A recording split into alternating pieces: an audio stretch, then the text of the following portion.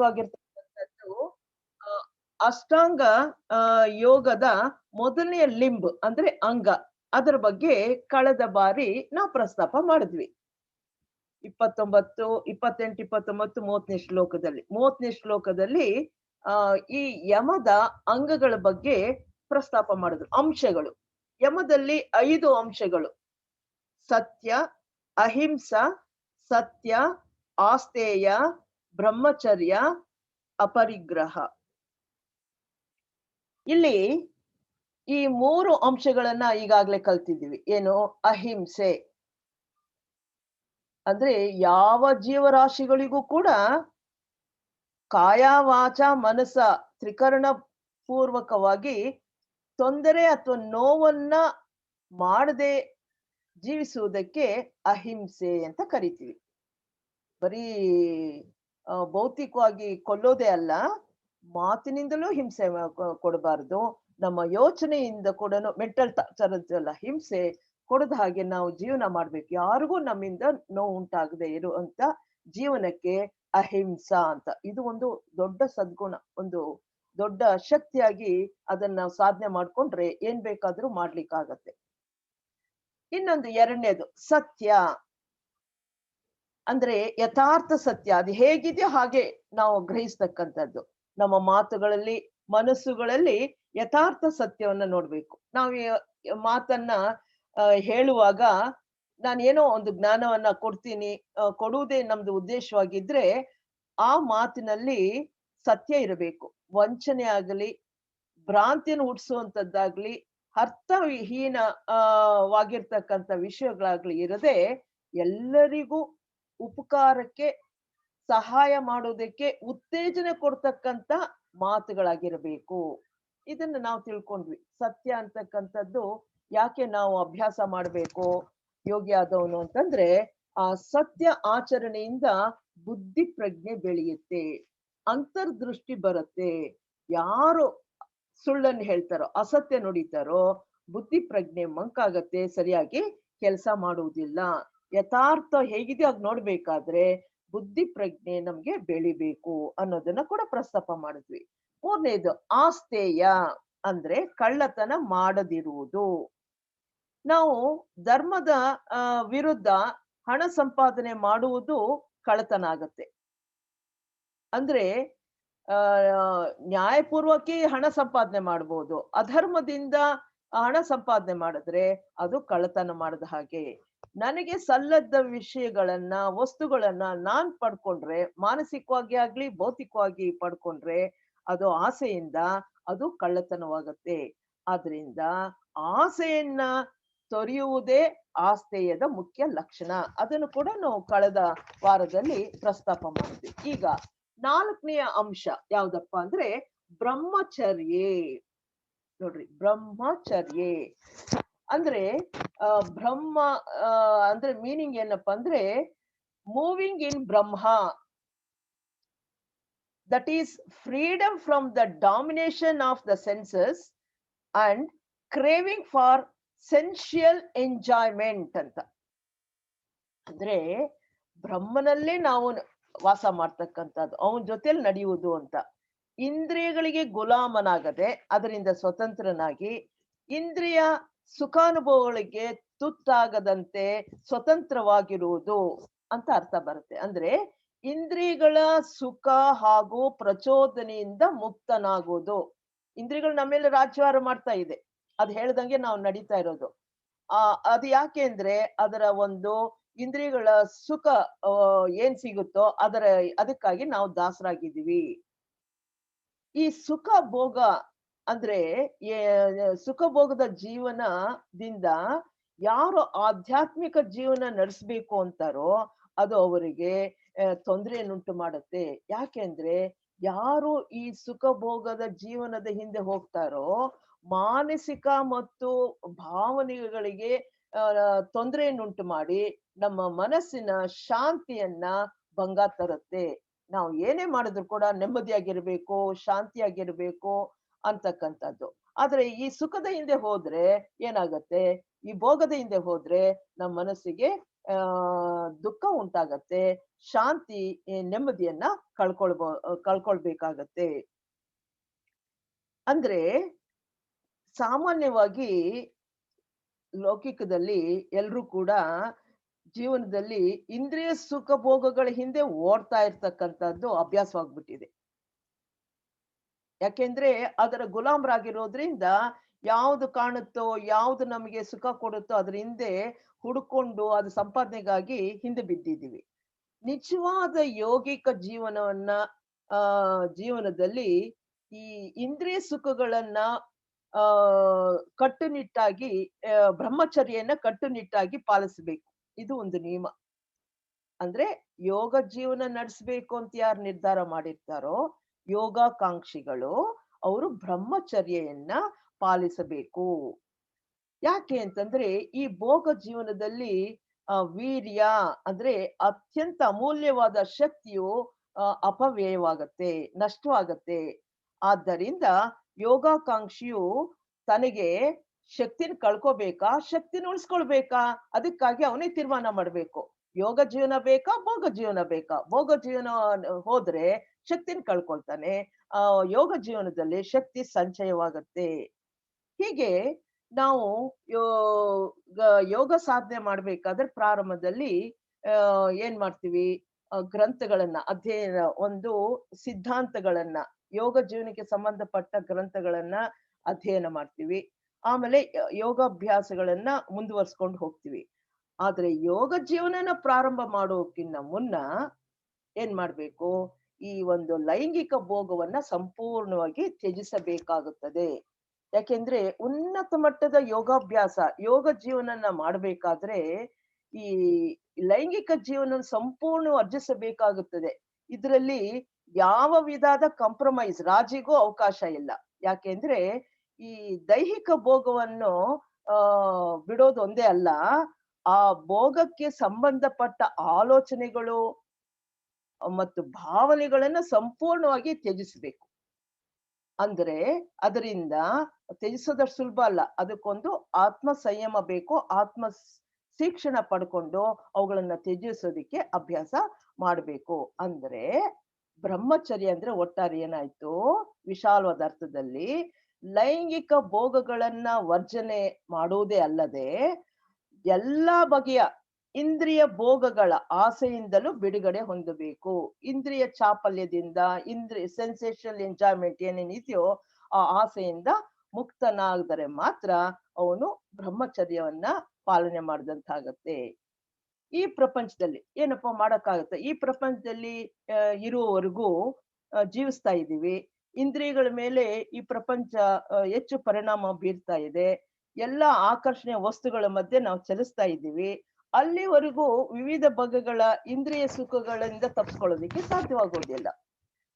ಅಂದ್ರೆ ಸಂವೇದನೆಗಳು ನಮ್ಮನ್ನ ಪ್ರಚೋದನೆ ಮಾಡ್ತಿರತ್ತೆ. ರುಚಿಕರವಾದ ಆಹಾರ ಸೇವನೆ ಮಾಡ್ತೀವಿ, ಇಂದ್ರಿಯ ಸುಖದ ಅನುಭವ ಆಗತ್ತೆ.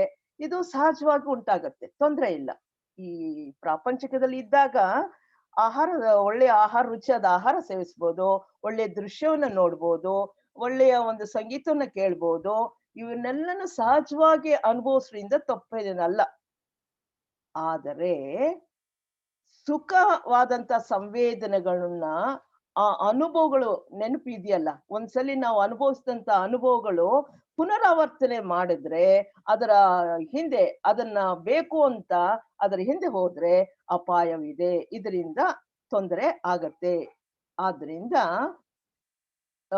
ಯಾವುದೇ ಒಂದು ವಿಷಯವನ್ನ, ಆಹಾರವನ್ನ, ಈಗ ಭಿಕ್ಷಾಟನೆಗೆ ಹೋದಂತ ಬುದ್ಧರು ಯಾರು ಏನ್ ಕೊಟ್ರು ಸ್ವೀಕಾರ ಮಾಡ್ತಿದ್ರು. ತಂಗಳನ್ನ ಕೊಟ್ರುನು ಒಂದೇ, ಒಂದು ಅಮೃತ ಕೊಟ್ರು ಒಂದೇ, ಅಥವಾ ಒಂದು ಯಾರೋ ಒಬ್ರು ಏನೂ ಇರ್ಲಿಲ್ಲ ಅಂದ್ಬಿಟ್ಟು ಒಂದು ಕುಲುಮೆಯಲ್ಲಿ ಕೆಲಸ ಮಾಡ್ತಿರೋನು, ಅಯ್ಯೋ ಸಾಧುಗಳು ಬಂದಿದ್ದಾರೆ ನನ್ನ ಹತ್ರ ಏನಿದೆ ಅಂದ್ಬಿಟ್ಟು ಕಾದ ಕಬ್ಬಿಣ ಸೀಸವನ್ನೇ ಕೊಡುದ್ರಂತೆ. ಇನ್ನೊಬ್ಬ ಏನ್ ಮಾಡಿದ್ರು, ಹೆಂಡ ಮಾರ್ತಿರೋನು ಸಾಧುಗಳು ಬಂದರಂತ ಹೆಂಡನೇ ಕೊಟ್ನಂತೆ. ಅದನ್ನ ಇದು ಹೆಂಡ, ಇದು ಆ ಮೃಷ್ಟಾನ್ನ ಭೋಜನ ಅಂತ ಎಣಿಸದೆ ಸ್ವೀಕಾರ ಮಾಡೋದ್ರಿಂದ ಏನ್ ತಪ್ಪೇನಾಗಲ್ಲ. ಆದ್ರೆ ಇದು ಚೆನ್ನಾಗಿದೆ, ಇದು ಬೇಕು ಅಂತ ಹೋದ್ರೆ ಅದರಿಂದ ಅಪಾಯ ಆಗತ್ತೆ. ಇದು ಬ್ರಹ್ಮಚರ್ಯಗೆ ವಿರುದ್ಧವಾಗಿರ್ತಕ್ಕಂಥದ್ದು. ಅಂಥದ್ದೇನಾದ್ರೂ ಆ ಪ್ರವೃತ್ತಿ ನಮ್ಮಲ್ಲಿ ಇದ್ರೆ ಅದನ್ನ ಆ ಪ್ರವೃತ್ತಿಯನ್ನ ಬೇರು ಸಹಿತ ಕಿತ್ತಾಕ್ಬಿಡ್ಬೇಕು. ಈ ಆಸೆ ಕಾಮನೆಗಳು ಏನಾದ್ರೂ ಬೆಳ್ಕೊಂಡ್ಬಿಟ್ರೆ ಮನಸ್ಸನ್ನ ವ್ಯಗ್ರ ಮಾಡಿ ಅದು ಸಂಸ್ಕಾರ ರೂಪವಾಗಿ ನಮ್ಮನ್ನು ಯಾವಾಗ್ಲೂನು ಅದ್ರ ಹಿಂದೆ ಓಡುವಂತೆ ಮಾಡುತ್ತೆ. ಇದು ವಾಸ್ತವವಾಗಿ ಸಂವೇದನೆ ಅಲ್ಲ. ಅದರಿಂದ ಎಚ್ಚರವನ್ನ ಪಡ್ಕೊಳ್ಬೇಕು. ಯಾರು ಆತ್ಮ ಶಿಕ್ಷಣ ಪಡ್ಕೊಂಡಿರ್ತಾರೋ ಯೋಗಿ ಆಗಿರ್ತಕ್ಕಂಥವನು ಎಲ್ಲ ವಸ್ತುಗಳ ಮಧ್ಯೆ ಇದ್ರೂ ಕೂಡ ಅದರನ್ನ ಅಂಟದಂತಿರ್ತಾನೆ, ನಿಸ್ಸಂಗತ್ವದಿಂದ ಇರುತ್ತಾನೆ. ಅಂದ್ರೆ ಯಾವ ರೀತಿ ಕಮಲದ ಹೂವು ನೀರ್ನಲ್ಲೇ ಇದ್ದು ನೀರಿಗೆ ಅಂಟದಂತೆ ಇರುತ್ತೋ ಹಾಗೆ ಯೋಗಿ ಆದವನು ನಿರ್ಗುಣಾತೀತನಾಗಿರ್ತಾನೆ, ತ್ರಿಗುಣಾತೀತನಾಗಿ ಇರ್ತಾನೆ. ಆದ್ರಿಂದ ನಾವು ಈ ಸಾಧಾರಣವಾದ ಪ್ರಾಪಂಚಿಕ ಜೀವನ ಜೀವಿಸುತ್ತಿರೋ ವ್ಯಕ್ತಿಗೆ ಹೇಳ್ತಾರೆ, ಪ್ರಾಣಿ ಹಿಂಸೆ ಇಲ್ಲದೆ ಇರ್ತಕ್ಕಂಥ ವಸ್ತುಗಳನ್ನ ಭೋಗಗಳನ್ನ ಅನುಭವಿಸುದು ತೊಂದ್ರೆ ಇಲ್ಲ. ಅದರಿಂದ ಯಾಕೆಂದ್ರೆ ಪ್ರಾಣಿ ಹಿಂಸೆಯಿಂದ ಒಳಪಡದ ವಸ್ತುಗಳನ್ನು ಉಪಯೋಗಿಸಿದ ತೊಂದ್ರೆ ಇಲ್ಲ ಸಾಧಾರಣ ಮನುಷ್ಯನಿಗೆ. ಆದ್ರೆ ಯೋಗಿ ಆದವನಿಗೆ, ಯೋಗಿ ಆಗ್ಬೇಕು ಅಂತವನಿಗೆ ಇಂತಹ ನಿಷ್ಕಳಂಕವಾದ ಭೋಗಗಳು ಅವನಿಗೆ ಕೆಡಕನ್ನ ಉಂಟು ಮಾಡುತ್ತೆ, ಅವುಗಳನ್ನು ತ್ಯಜಿಸಬೇಕು ಅಂತಕ್ಕಂಥದ್ದು. ಈ ರೀತಿ ಬ್ರಹ್ಮಚರ್ಯದಲ್ಲಿ ನಾವು ಇಂದ್ರಿಯಗಳಿಗೆ ದಾಸನಾಗದೆ, ಇಂದ್ರಿಯ ಚಾಪಲ್ಯಗೆ ಒಳಗಾಗದೆ, ಅವುಗಳ ನಿಸ್ಸಂಗತ್ವದಿಂದ, ಆಶಾರಾಹಿತ್ಯ ಸ್ಥಿತಿಯಿಂದ, ನಿಸ್ಸಂಗತ್ವೇ ನಿರ್ಮೋಹತ್ವ ಅಂತ ಹೇಳ್ತೀವಲ್ಲ, ಅದರ ಮಧ್ಯದಲ್ಲಿದ್ದು ನಿರ್ಮೋಹನಾಗಿರಬೇಕು. ಈ ಬ್ರಹ್ಮಚರ್ಯಲ್ಲಿ ನಮ್ಮನ್ನ ಅಟ್ಯಾಚ್ಮೆಂಟ್ಗೆ ಉಂಟು ಮಾಡುತ್ತೆ. ಅದ್ಯಾವ್ದಪ್ಪ ಅಂದ್ರೆ ಆಸೆ. ಅದಕ್ಕೆ ಒಂದು ವಿಚಾರ ಹೇಳ್ತಾರೆ, ನಮ್ಮಲ್ಲಿ ಆಸೆ ಇದೆ ಅಂತ ತಿಳ್ಕೊಂಡಾಗ ಆಸೆಗಳನ್ನ ಒಬ್ಬ ಅದಿಮಿಡಬಾರ್ದು. ಒಬ್ಬ ವ್ಯಕ್ತಿಗೆ ಒಂದು ಮಠದಲ್ಲಿ ಅವನನ್ನ ಶಿಷ್ಯನಾಗಿ ದೀಕ್ಷೆಯನ್ನು ಕೊಡ್ತಾರೆ. ಆದ್ರೆ ಅವನಿನ್ನು ಯಾವ್ದು ಗೆದ್ದಿರಲ್ಲ. ಆದ್ರೆ ದೀಕ್ಷೆ ತಗೊಂಡ್ಮೇಲೆ ಆಹಾರ ಸೇವನೆಯಲ್ಲಿ ಮತ್ತೆ ಊಟ ವಿಚಾರದಲ್ಲಿ ಮತ್ತು ಮಲಗೋ ವಿಚಾರದಲ್ಲಿ ಎಲ್ಲವನ್ನು ಒಂದು ಪದ್ಧತಿ ಪ್ರಕಾರ ಅನುಸರಿಸ್ಬೇಕು. ದೀಕ್ಷೆ ತಗೊಂಡ್ಮೇಲೆ ತನ್ನ ಆಸೆಗಳು ಏನೇ ಇದ್ರು ಕೂಡ ಅದು ನಡ್ಸಕ್ ಆಗದೆ ಇರೋದ್ರಿಂದ ಅದ್ಮಿಡ್ತಾನೆ. ಆ ರೀತಿ ಆಗ್ಬಾರದು. ನಾನು ಸಾಧನೆ ಮಾಡೋದಕ್ಕೆ ಇಂದ್ರಿಯಗಳನ್ನ ಪ್ರಚೋದನೆ ಮಾಡ್ತಕ್ಕಂಥದ್ದು ಯಾವುದನ್ನು ನಾನು ಅದರನ್ನ ಬಳಸಬಾರದು, ಅವುಗಳನ್ನ ನಿಗ್ರಹಿಸ್ಬೇಕು. ಅದನ್ನ ಪ್ರಚೋದನೆ ಮಾಡ್ತಕ್ಕಂಥ ವಿಷಯ ವಸ್ತು ಭಾವನೆಗಳಲ್ಲಿ ಇರುವುದನ್ನ ತೆಗೆದು ಹಾಕ್ಬೇಕು. ಅಂದ್ರೆ ಶುದ್ಧಿ ಮಾಡ್ಕೊಂಡಾಗ ಆಸೆ ಮಾಯವಾಗತ್ತೆ. ಆಗ ಯಾವಾಗ್ಲೂ ಕೂಡ ಅದ್ರ ಮಧ್ಯೆ ಇದ್ರೂ ಕೂಡ ಅವ್ನಿಗೆ ಯಾವುದು ತೊಂದರೆಯನ್ನ ಉಂಟು ಮಾಡುವುದಿಲ್ಲ. ಅದಕ್ಕಾಗಿ ಇನ್ನೂ ಸುಲಭ ಉಪಾಯ ಅಂತಂದ್ರೆ ಯಾವಾಗ್ಲೂ ಮನಸ್ಸಿನಲ್ಲಿ ಉನ್ನತ ಧ್ಯೇಯಗಳನ್ನ ಇಟ್ಕೊಂಡು ಆ ಆಸಕ್ತಿ ಅದರಲ್ಲಿ ಇಟ್ಕೊಂಡು ಕೆಲಸ ಮಾಡೋದ್ರಿಂದ ಇಂದ್ರಿಯಗಳು ಈ ಕೆಳಮಟ್ಟದ ಕಡೆಗೆ ಗಮನ ಕೊಡೋದು ಸಮಯ ಇಲ್ಲೋದ್ರಿಂದ ಇದೇ ಅಭ್ಯಾಸವಾಗಿ ಇದನ್ನೇ ಸತತ ಮಾಡ್ತಾ ಬಂದಾಗ ಆಸೆಗಳ ಕಡೆಗೆ ಹೋಗುದೇ ಇಲ್ಲ. ಆಗ ಬ್ರಹ್ಮಚರ್ಯವನ್ನ ಸರಿಯಾದ ರೀತಿಯಲ್ಲಿ ಪಾಲಿಸ್ಲಿಕ್ಕೆ ಆಗುತ್ತೆ ಅಂತಕ್ಕಂಥ ವಿಚಾರವನ್ನ ಇಲ್ಲಿ ಹೇಳ್ತಾರೆ. ಇನ್ನ 5ನೇ ಯಮ ಅಂತಂದ್ರೆ ಅಪರಿಗ್ರಹ.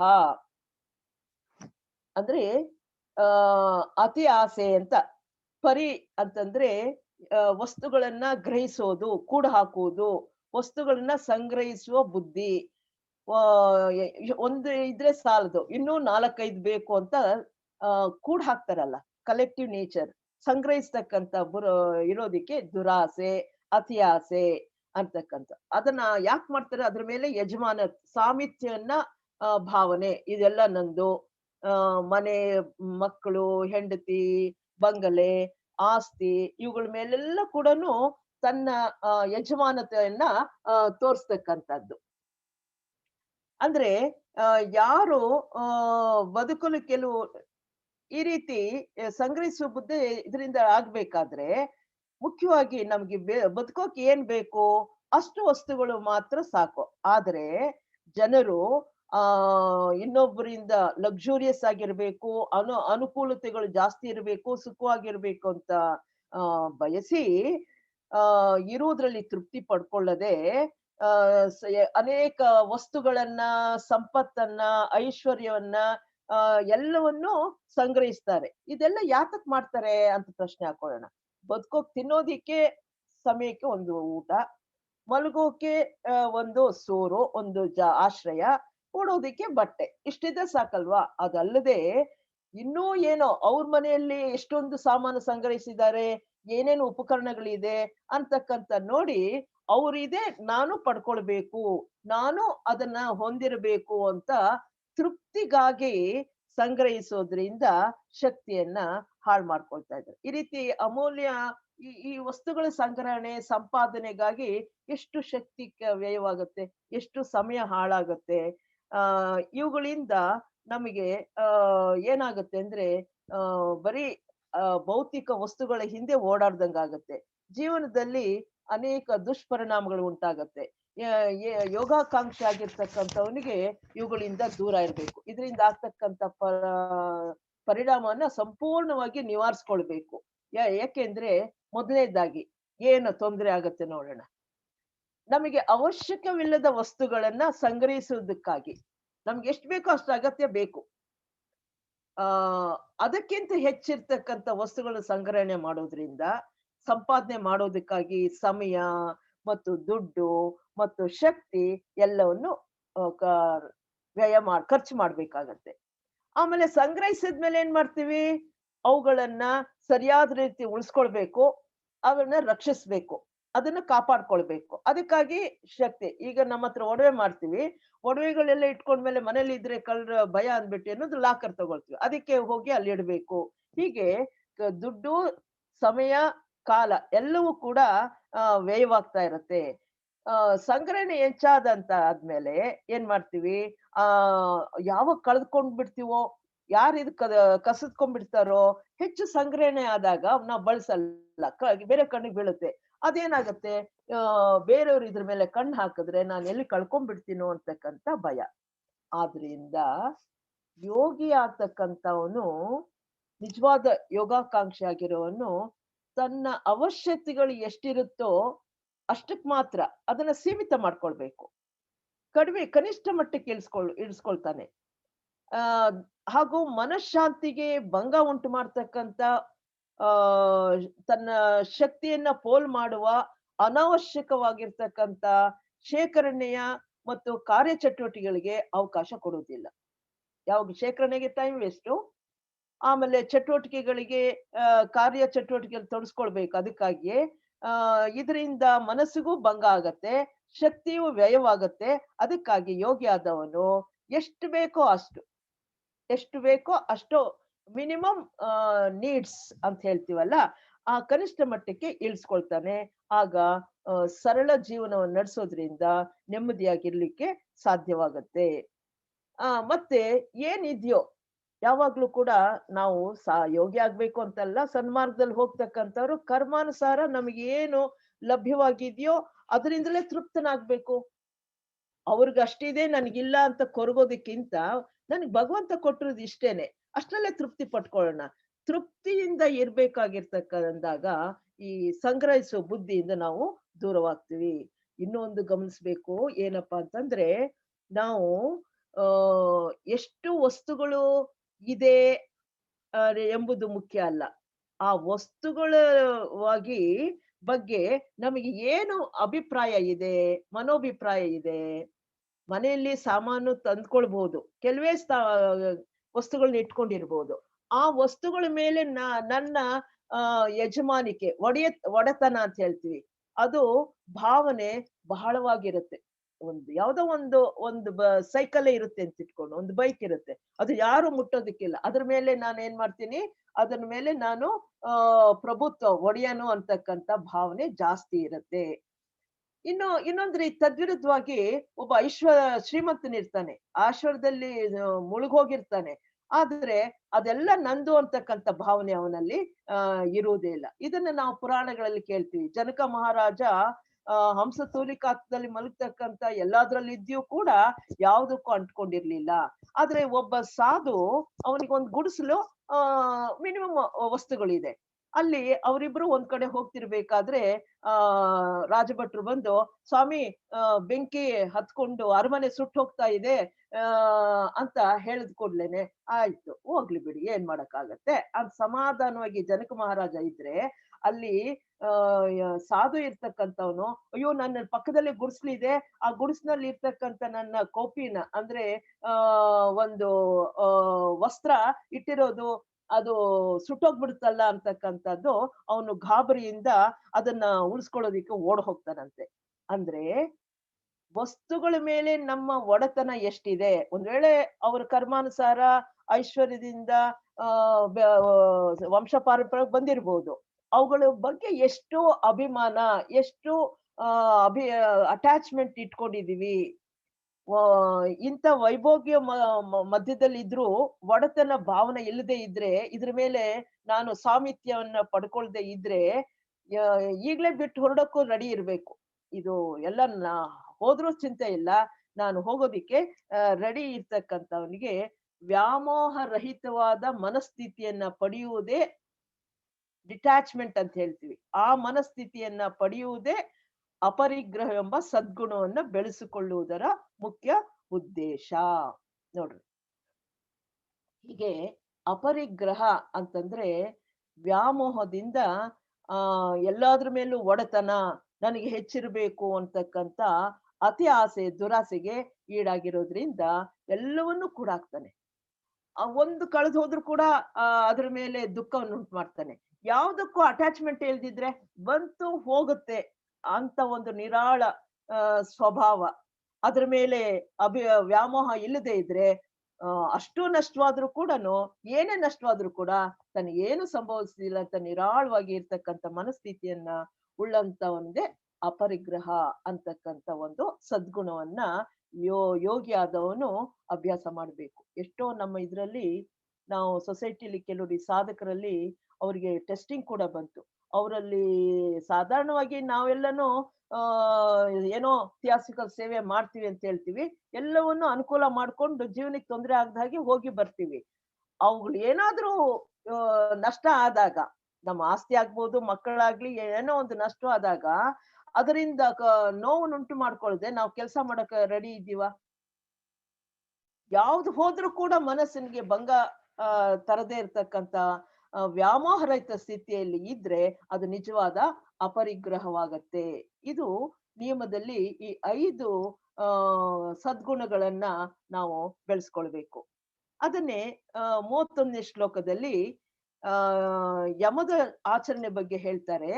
ಏನಪ್ಪಾ ಅಂತಂದ್ರೆ, ದೇಶ, ಜಾತಿ, ದೇಶ, ಕಾಲ, ಸಮಯ ಸಮಯಾನವಚ್ಚಾನಃ ಸಾರ್ವಭೌಮ ಮಹಾವ್ರತಂ.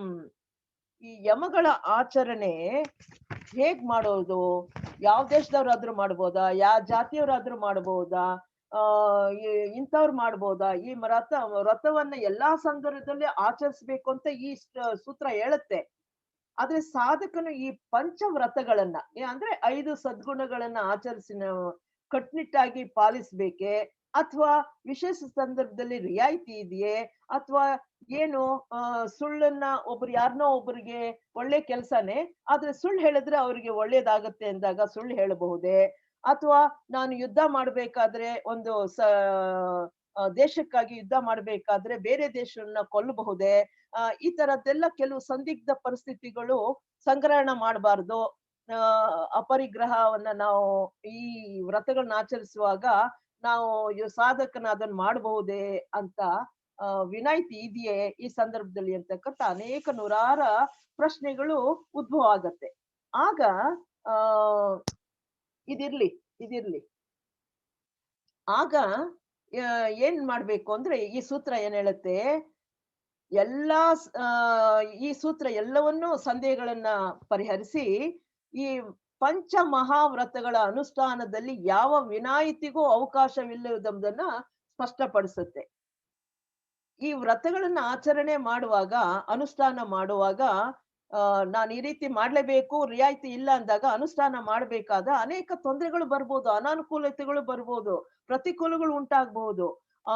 ಆ ಸತ್ಯವನ್ನ ಹರಿಶ್ಚಂದ್ರ ಯಾವ ರೀತಿ ಸತ್ಯವನ್ನ ಪಾಲಿಸ್ಬೇಕು ಅಂತ ವ್ರತವನ್ನ ಇಟ್ಕೊಂಡಾಗ ತನ್ನ ಸಾಮ್ರಾಜ್ಯವನ್ನ ಕಳ್ಕೊಂಡ, ಹೆಂಡತಿಯನ್ನು ಕಳ್ಕೊಂಡ, ಮಗನನ್ನು ಕಳ್ಕೊಂಡ, ಮಗನ ಹೆಣವನ್ನ ಸುಡೋದಿಕ್ಕೆ ಕೂಡ ಅವನಿಗೆ ಅವಕಾಶವಿಲ್ಲದೆ ಸುಡೋದಿಕ್ ಬಿಡಲ್ಲ. ಇಂಥ ಸಂಕಷ್ಟಗಳು ಬಂದ್ರು ಕೂಡ ಆ ಸತ್ಯವೆಂಬ ವ್ರತ ಯಾವುದೇ ಆಗ್ಲಿ, ಈ ಯಾವುದೇ ಒಂದು ನಾವು ಆಚರಿಸ್ಬೇಕಾದ್ರೆ ಅವನ ಉಗ್ರ ಪರೀಕ್ಷೆಗೆ ಒಳಗಾಗ್ತಾನೆ. ಅದನ್ನ ರೀತಿ ಬಂದಾಗ ಅದ್ರ ಮುಖಾಂತರ ಹಾದು ಹೋದಾಗ ನಿಜವಾಗ್ಲೂ ಅವನಿಗೆ ಅದ್ಭುತವಾದ ಆಧ್ಯಾತ್ಮಿಕ ಶಕ್ತಿ ಪ್ರವಾಹ ಉಂಟಾಗತ್ತೆ. ಒಂದ್ ವೇಳೆ ಈ ಜನ್ಮ ಹೋದ್ರೂ ಪರವಾಗಿಲ್ಲ, ದೇಹವನ್ನೇ ಬಿಡ್ಬೇಕಾದ್ರೂ ಪರವಾಗಿಲ್ಲ, ಅದಕ್ಕಿಂತ ಮುಖ್ಯವಾಗಿ ನವನಿಗೆ ಸಿಗ್ತಕ್ಕಂತ ಆಧ್ಯಾತ್ಮಿಕ ಶಕ್ತಿ ಬಹಳ ಗುರುತರವಾದ್ದು, ಬೆಲೆಯುಳ್ಳದ್ದು ಅಂತಕ್ಕಂತ ಅವನಿಗೆ ಮನವರಿಕೆ ಆಗತ್ತೆ. ಆದ್ರಿಂದ ಯಾರೇ ಆಗ್ಲಿ ಜೀವನದ ರಹಸ್ಯನ ತಿಳ್ಕೊಳ್ಬೇಕಾದಾಗ ಆ ಕೆಲವು ಬಾರಿ ಪ್ರಾಣವನ್ನೇ ಕಳೆದುಕೊಳ್ಳುವ ಸಂದರ್ಭ ಬಂದ್ರು ಕೂಡ ಮತ್ತು ಒಳ್ಳೆಯ ಮಾರ್ಗದಲ್ಲೇ ನಡೆಯೋದಿಕ್ಕೆ ಪ್ರಯತ್ನ ಪಟ್ಟಾಗ ಅನೇಕ ಕಷ್ಟಗಳು ಬರುತ್ತೆ. ಸತ್ಯದಲ್ಲಿ ನಡೆಯೋರಿಗೆ ಅನೇಕ ಕಷ್ಟಗಳು ಬರೋದ್ ನೋಡ್ತೀವಿ. ಇದು ಆ ಅವನಿಗೆ ಇದರಿಂದ ಕಷ್ಟ ಬಂದಾಗ ಆ ಅಧೈರ್ಯ ಪಡ್ಬೇಕಾಗಿಲ್ಲ. ಒಂದ್ ವೇಳೆ ಕಷ್ಟ ಬಂದ್ರು ಕೂಡ ಹಿಂದಿನ ಕರ್ಮದ ಫಲವಾಗಿ ನಾನು ಅನುಭವಿಸಿದೀನಿ, ಅದು ಮುಗ್ದು ಹೋಗ್ಬಿಡ್ಲಿ. ಅದನ್ನ ಅವನು ಪರೀಕ್ಷಿಸಕ್ಕಾಗಿ ಬಂದಿದ್ದೀಯ ಅಂತಕ್ಕಂಥದ್ದನ್ನು ಕೂಡನು ಆ ಭಾವಿಸ್ಬೇಕಾಗತ್ತೆ. ಏನೇ ಆದ್ರೂ ಮುಖ್ಯವಾಗಿ ನ್ಯಾಯ ಮತ್ತು ಧರ್ಮಕ್ಕನುಸಾರವಾಗಿ ನಾನು ಆ ಈ ಸತ್ಯ ಮಾರ್ಗದಲ್ಲಿ ಅಥವಾ ಈ ಒಳ್ಳೆಯ ಸದ್ಗುಣವನ್ನ ನಾನು ನಡೀತೀನಿ ಅಂತಕ್ಕಂಥ ದೃಢ ನಿರ್ಧಾರ ಮಾಡ್ಕೊಂಡಾಗ ಯಾವುದೇ ರೀತಿ ಕಷ್ಟಗಳು ಬಂದ್ರು ಕೂಡ ಸುಲಭವಾಗಿ ಅದರಿಂದ ಪರಿಹಾರ ಸಿಗತ್ತೆ. ಅಂದ್ರೆ ಸರಿಯಾದನ್ನೇ ಮಾಡ್ಬೇಕೆಂಬ ಯಾರು ತನ್ನ ಮಾಡ್ಬೇಕಾದ್ರೆ ಅವನು ವಿವೇಚನೆಯಿಂದ ತಾನೇ ವಿವೇಚನೆ ಮಾಡ್ಬೇಕು. ಒಂದ್ ವೇಳೆ ಅವನ ಮನಸ್ಸಿಗೆ ಯಾವ್ದು ಸರಿ ಅಂತ ತೋರುತ್ತಿದೆಯೋ ಆ ರೀತಿ ಮಾಡಿದಾಗ ಕೆಲವೊಮ್ಮೆ ತಪ್ಪಾಗಬಹುದು, ತೊಂದ್ರೆ ಇಲ್ಲ. ಅದರಿಂದ ಪಾಠ ಕಲ್ತು ತಿದ್ದುಕೊಂಡು ಮತ್ ಸರಿಯಾದ ಮಾರ್ಗದಲ್ಲೇ ಹೋಗ್ತಾನೆ. ಆದ್ರೆ ಸರಿಯಾದ ಮಾರ್ಗದಲ್ಲಿ ಹೋಗಬೇಕು ಅಂತಕ್ಕಂಥದ್ದು ಪ್ರಬಲವಾದ ಇಚ್ಛೆ ಇದ್ರೆ ಅವನ ದೃಷ್ಟಿ ಸ್ಪಷ್ಟವಾಗತ್ತೆ. ಸರಿಯಾದನ್ನೇ ಗುರ್ಸೋದಿಕ್ಕೆ ಆ ಹಂತಕ್ಕೆ ಅವನ ಬುದ್ಧಿಮಟ್ಟದ ಪ್ರಜ್ಞೆ ಬೆಳೆದು ಸರಿಯಾಗಿ ಮಾಡೋದಿಕ್ಕೆ ದೃಷ್ಟಿ ಗೋಚರವಾಗತ್ತೆ. ನಿರ್ಣಯಗಳನ್ನ ಸರಿಯಾದನ್ನೇ ತೆಗೆದುಕೊಳ್ತಾನೆ. ಈಗ 32ನೇ ಶ್ಲೋಕದಲ್ಲಿ 2ನೇ ಅಂಗವಾಗಿರ್ತಕ್ಕಂಥ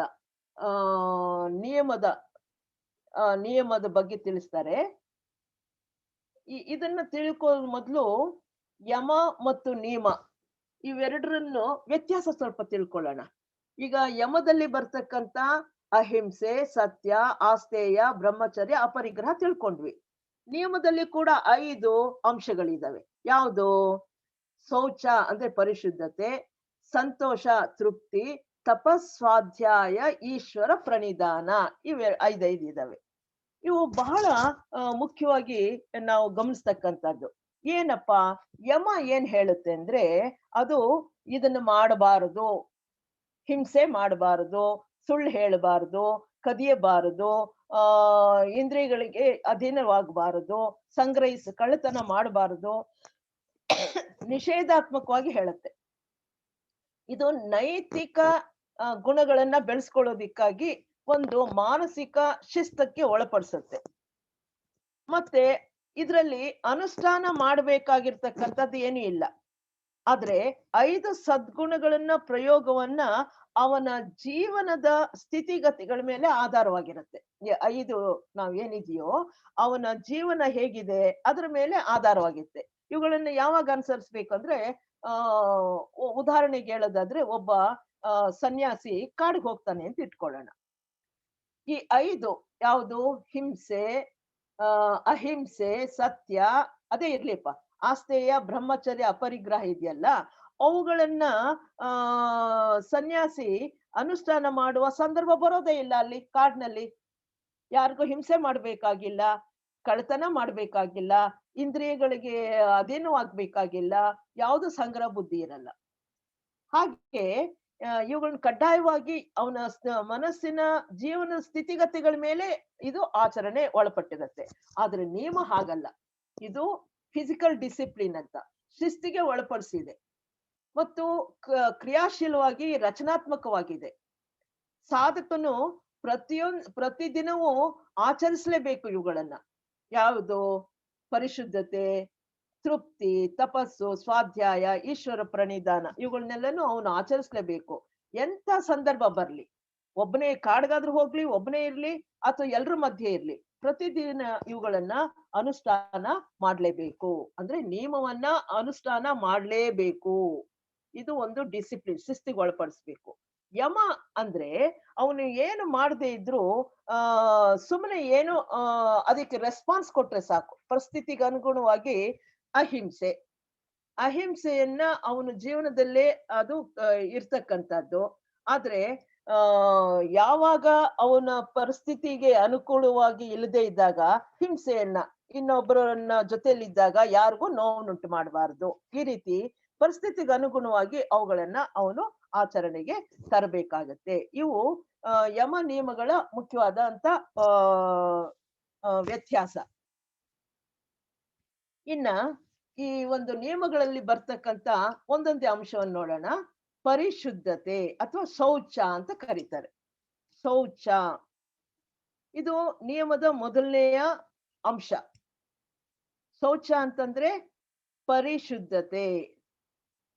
ಪರಿಶುದ್ಧತೆಯನ್ನು ನಮ್ಮ ಉಪಾಧಿಗಳಿಗೆ ಸಂಬಂಧಪಟ್ಟಂತೆ ಬಳಸುತ್ತೇವೆ. ನಾವೇನ್ ಮಾಡ್ತೀವಿ, ಪರಿಶುದ್ಧವಾಗಿರ್ಬೇಕಂದ್ರೆ ನಾವು ಏನು ಬಳಸ್ತಾ ಇದೀವೋ ಅವುಗಳನ್ನ ಶುಚಿಯಾಗಿ ಇಟ್ಕೊಳ್ತಕ್ಕಂಥದ್ದು. ನಾವು ಬಳಸ್ತಾ ಇರ್ತಕ್ಕಂಥದ್ದು ಯಾವುದು, ಈ ಉಪಾಧಿಗಳು. ಉಪಾಧಿ ಅಂದ್ರೆ ಏನು, ಸ್ಥೂಲ ದೇಹ ಅಂತ ಇಟ್ಕೊಳ್ಳೋಣ ಮೊದಲು.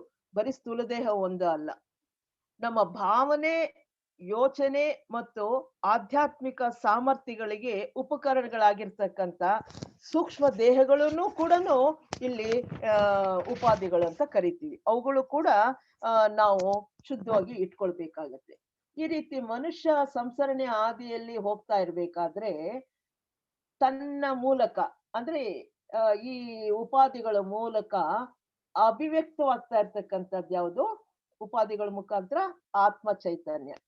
ಆತ್ಮ ಚೈತನ್ಯಕ್ಕೆ ಉಪಯುಕ್ತವಾಗಿರ್ತಕ್ಕಂಥ ಉಪಕರಣವಾಗಿ ಕಾರ್ಯನಿರ್ವಹಿಸುವಲು ಒಂದು ಉಪಾಧಿಗೆ ಯಾವ್ದಾದ್ರೂ ಒಂದು ವಸ್ತು ಸಹಾಯಕವಾಗಿದ್ದರೆ, ಯಾಕೆಂದ್ರೆ ಈ ಉಪಾಧಿ ಮುಖಾಂತರ ದೈವಿಕ ಚೈತನ್ಯ, ಆತ್ಮ ಚೈತನ್ಯ, ಪ್ರಜ್ಞೆ ವ್ಯಕ್ತವಾಗತ್ತೆ. ಇವುಗಳು ವ್ಯಕ್ತವಾಗ್ಬೇಕಾದ್ರೆ ಆ ಉಪಾಧಿಗಳಲ್ಲಿ ಯಾವುದೋ ಒಂದು ವಸ್ತು ಸಹಾಯಕವಾಗಿದ್ರೆ, ವ್ಯಕ್ತತೆಗೆ ಸಹಾಯಕವಾಗಿದ್ರೆ ಅದನ್ನ ಏನಂತ ಹೇಳ್ತಾರೆ, ಪರಿಶುದ್ಧ ಅಂತ ಕರೀತಾರೆ. ಅಂದ್ರೆ ಆತ್ಮ ಚೈತನ್ಯ ಉಪಾಧಿಗಳ ಮುಖಾಂತರ ವ್ಯಕ್ತವಾಗೋದಿಕ್ಕೆ ಯಾವ ವಸ್ತು ಸಹಾಯ ಮಾಡುತ್ತೋ ಅದನ್ನ ಸಹಾಯ ಮಾಡ್ತಕ್ಕಂಥ ವಸ್ತುಗೆ ಏನಂತ ಕರಿತೀವಿ, ಪರಿಶುದ್ಧ ಅಂತ ಕರಿತೀವಿ. ಒಂದು ವೇಳೆ ಆ ಉಪಾಧಿ ಕೆಲಸ ಮಾಡೋದಿಕ್ಕೆ ಅಂದ್ರೆ ಆತ್ಮ ಚೈತನ್ಯ ವ್ಯಕ್ತ ಮಾಡೋದಿಕ್ಕೆ, ಸಂಪೂರ್ಣವಾಗಿ ಅಭಿವ್ಯಕ್ತಪಡಿಸೋದಿಕ್ಕೆ ಕೆಲವು ಯಾವ್ದಾದ್ರು ವಿಷಯ ಅಡ್ಡಿ ಮಾಡಿದ್ರೆ, ಬಹಳ ಮುಖ್ಯ, ಉಪಾಧಿಯ ಮುಖಾಂತರ ಆತ್ಮ ಚೈತನ್ಯ ಪ್ರಜ್ಞೆಯಾಗಿ ವ್ಯಕ್ತವಾಗುವುದಕ್ಕೆ, ಸಂಪೂರ್ಣವಾಗಿ ವ್ಯಕ್ತವಾಗುವುದಕ್ಕೆ ಅಥವಾ ಅಡ್ಡಿಪಡಿಸ್ತಕ್ಕಂಥ ವಸ್ತು ಇದ್ರೆ ಆ ವಸ್ತುವನ್ನ ಅಡಚಣೆ ಮಾಡ್ತಕ್ಕಂಥದ್ದಕ್ಕೆ ಅಪರಿಶುದ್ಧ ಅಂತ ಕರಿತೀವಿ. ಅಂದ್ರೆ ಉಪಾಧಿಗಳು ಕಟ್ಕೊಳ್ಬೇಕಾದ್ರೆ ಆ ಪ್ರಕೃತಿ ತತ್ವದಿಂದ ಉಪಯೋಗಿಸಿರ್ತಕ್ಕಂಥ ವಸ್ತುವಿನಿಂದ ಆಗಿರುತ್ತೆ. ಆ ವಸ್ತು ಪರಿಶುದ್ಧವಾಗಿದ್ರೆ ಪ್ರಜ್ಞೆ ವಿಕಾಸ ವ್ಯಕ್ತತೆಗೆ ಸಹಾಯ ಮಾಡಿದ್ರೆ ಪರಿಶುದ್ಧವಾದಂತ ಕರಿತೀವಿ. ಪ್ರಜ್ಞೆ ವ್ಯಕ್ತತೆಗೆ, ಸಂಪೂರ್ಣವಾಗಿ ವ್ಯಕ್ತತೆಗೆ ಅಡ್ಡಿ ಉಂಟು ಮಾಡಿಸಿದ್ರೆ, ತೊಂದರೆ ಉಂಟು ಮಾಡಿದ್ರೆ ಅಪರಿಶುದ್ಧ ಅಂತ ಕರಿತೀವಿ. ಈಗ ನಿಮ್ಗೆ ಸ್ಪಷ್ಟವಾಗಿರ್ಬೋದು. ಹೀಗೆ ಜೀವ ಚೈತನ್ಯವು ತಾನು ತಲುಪಬೇಕೆಂಬ ಪ್ರಯತ್ನಿಸುತ್ತಿರುವ ಸಂಸರಣೆಯ ಮುಂದಿನ ಘಟ್ಟಕ್ಕೆ ಸಂಬಂಧಿಸಿದೆ. ಆದ್ದರಿಂದ ಒಬ್ಬ ವ್ಯಕ್ತಿಯು ತನ್ನ ಉಪಾಧಿಗಳ ಕಾರ್ಯನಿರ್ವಹಣೆಗೆ ಅಡ್ಡಿ ಮಾಡುತ್ತಿರುವ, ಇಲ್ಲಿ ಇನ್ನೊಂದು, ಒಬ್ಬ ವ್ಯಕ್ತಿಯು ತಾನು ಉಪಯೋಗಿಸ್ತಿರ್ತಕ್ಕಂಥ ಉಪಾಧಿಗಳ ಕಾರ್ಯ ಚಟುವಟಿಕೆಗೆ ಅಡ್ಡಿ ಮಾಡ್ತಾ ಇರ್ತಕ್ಕಂಥ ಮತ್ತು ಧ್ಯೇಯ ಸಾಧನೆಗೆ ಅಡಚಣೆ ಮಾಡುತ್ತಿದ್ದರೆ ಆ ಎಲ್ಲ ವಸ್ತುಗಳು ಮತ್ತು ಸ್ಥಿತಿಗಳನ್ನ ತನ್ನ ಉಪಾಧಿಗಳಿಂದ ತೆಗೆದು ಹಾಕುವುದಕ್ಕೆ ಶುದ್ಧೀಕರಣ ಅಂತ ಕರೀತಾರೆ. ನೋಡಿ, ಸಂಸರಣೆಯ ಒಂದು ಘಟ್ಟದಲ್ಲಿ ಏನ್ ಮಾಡ್ತೀವಿ, ತನ್ನ ಮೂಲಕ ಅಭಿವ್ಯಕ್ತಿ ಇರೋ ದೈವ ಚೈತನ್ಯಕ್ಕೆ ದಕ್ಷ ಉಪಕರಣ ಕಾರ್ಯನಿರ್ವಹಿಸಲು ಒಂದು ಉಪಾಧಿಗೆ ಯಾವ್ದಾದ್ರು ಒಂದು ವಸ್ತು ಸಹಾಯಕವಾಗಿದ್ರೆ ಅಂತ ವಸ್ತುವನ್ನ ಪರಿಶುದ್ಧ ಅಂತ ಕರಿದ್ವಿ. ಅದಕ್ಕೆ ಅಡ್ಡಿ ಮಾಡೋದಕ್ಕೆ ಅಪರಿಶುದ್ಧ ಅಂತ ಹೇಳ್ತೀವಿ. ಈಗ ಈ ಈ ಕೆಲಸ ಮಾಡ್ಬೇಕಾದ್ರೆ ನಿರ್ವಹಣೆಗೆ ತನ್ನ ಅಡಚಣೆ ಉಂಟು ಮಾಡುತ್ತಿರುವ ಎಲ್ಲಾ ವಸ್ತುಗಳನ್ನ, ಆ ಸ್ಥಿತಿಗಳನ್ನ, ಆ ಉಪಾಧಿಗಳಿಂದ ಅಂದ್ರೆ ದೇಹಗಳಿಂದ ಹೊರಗೆ ಹಾಕೋದಿಕ್ಕೆ ಶುದ್ಧೀಕರಣ ಅಂತ ಕರಿತೀವಿ. ಆ ಶುದ್ಧೀಕರಣ ತೆಗೀರಿ. ನೆಕ್ಸ್ಟ್ ಶುದ್ಧೀಕರಣ. ಶುದ್ಧೀಕರಣ ತೋರಿಸಿ. ಜೀವಾತ್ಮನ ಕೆಳಗಿನ ಮಟ್ಟದ ಎಲ್ಲ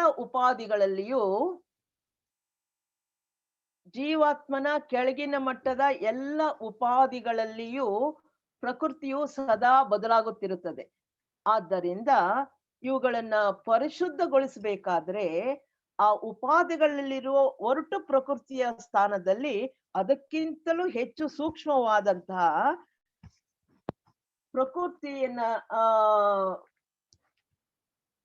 ಪ್ರಕೃತಿ ಬರುವಂತೆ ಕ್ರಮ ತೆಗೆದುಕೊಳ್ಬೇಕು.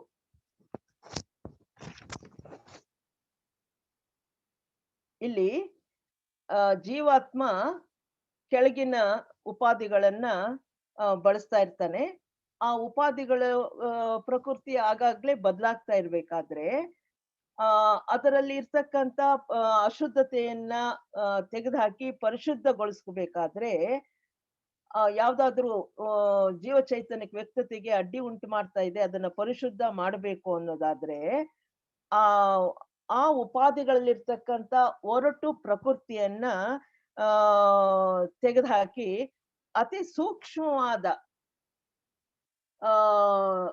ಪ್ರಕೃತಿ ಬರುವಂತೆ ಕ್ರಮ ತೆಗೆದುಕೊಳ್ಬೇಕು. ಹೇಗ್ ಮಾಡೋದು? ಸ್ಥೂಲ ದೇಹದ ಶುದ್ಧೀಕರಣವು ಉಳಿದ ದೇಹಗಳಿಗಿಂತ ಸುಲಭ. ಯಾಕೆ ಅಂತಂದ್ರೆ ಶುದ್ಧೀಕರಣ ಮಾಡ್ಕೊಳ್ಬೇಕಾ? ಈಗ ಸ್ಥೂಲ ದೇಹ ಇದೆ, ಇದನ್ನ ಶುದ್ಧಿ ಮಾಡ್ಕೊಳ್ಳೋದು ಹೇಗೆ? ಆಹಾರ, ನಾವು ತೆಗೆದುಕೊಳ್ತಕ್ಕಂಥ ಗಾಳಿ ಮತ್ತು ಪಾನೀಯ, ಇವು ಸೇವಿಸುವ ಮೂಲಕ ಯೋಗ್ಯವಾದ ವಸ್ತುಗಳನ್ನ ಶರೀರಕ್ಕೆ ನಾವು ಒದಗಿಸಿ ಅದನ್ನ ಶುದ್ಧೀಕರಿಸ್ಕೋಬಹುದು. ಆಹಾರವನ್ನ ಸೇವಿಸ್ಬೇಕಾದ್ರೆ ಅದ್ರಲ್ಲಿ 3 ವರ್ಗಗಳಿದೆ. ಒಂದು ತಾಮಸ, ರಾಜಸ ಮತ್ತು ಸಾತ್ವಿಕ. ಯೋಗಿ ಆಗಿರ್ತಕ್ಕಂಥವನು ಶುದ್ಧವಾದ ಮತ್ತು ಸೂಕ್ಷ್ಮವಾದ ಸ್ಥೂಲ ದೇಹವನ್ನ ಕಟ್ಟಿಕೊಳ್ಳುತ್ತಿರುವ ಯೋಗಿಯು ಸಾತ್ವಿಕ ಆಹಾರವನ್ನು ಮಾತ್ರ ತೆಗೆದುಕೊಳ್ಬೇಕು. ಯೋಗಿ ಆಗಿರ್ಬೇಕು, ಅವನು ನನ್ನ ಸ್ಥೂಲ ದೇಹವನ್ನ ಸೂಕ್ಷ್ಮ ಮಾಡ್ಕೊಳ್ಬೇಕು, ಅದನ್ನ ಗ್ರಹಿಸಿದ ಶಕ್ತಿಯನ್ನು ಬೆಳೆಸ್ಕೊಳ್ಬೇಕು ಅಂತಂದ್ರೆ ಸಾತ್ವಿಕ ಆಹಾರವನ್ನೇ ಸೇವಿಸ್ಬೇಕು. ಫಲ, ಸೊಪ್ಪು ಇರ್ತಕ್ಕಂಥ ಈ ಒಂದು ಸಾತ್ವಿಕ ಆಹಾರವನ್ನೇ ಸೇವಿಸ್ಬೇಕಾಗತ್ತೆ.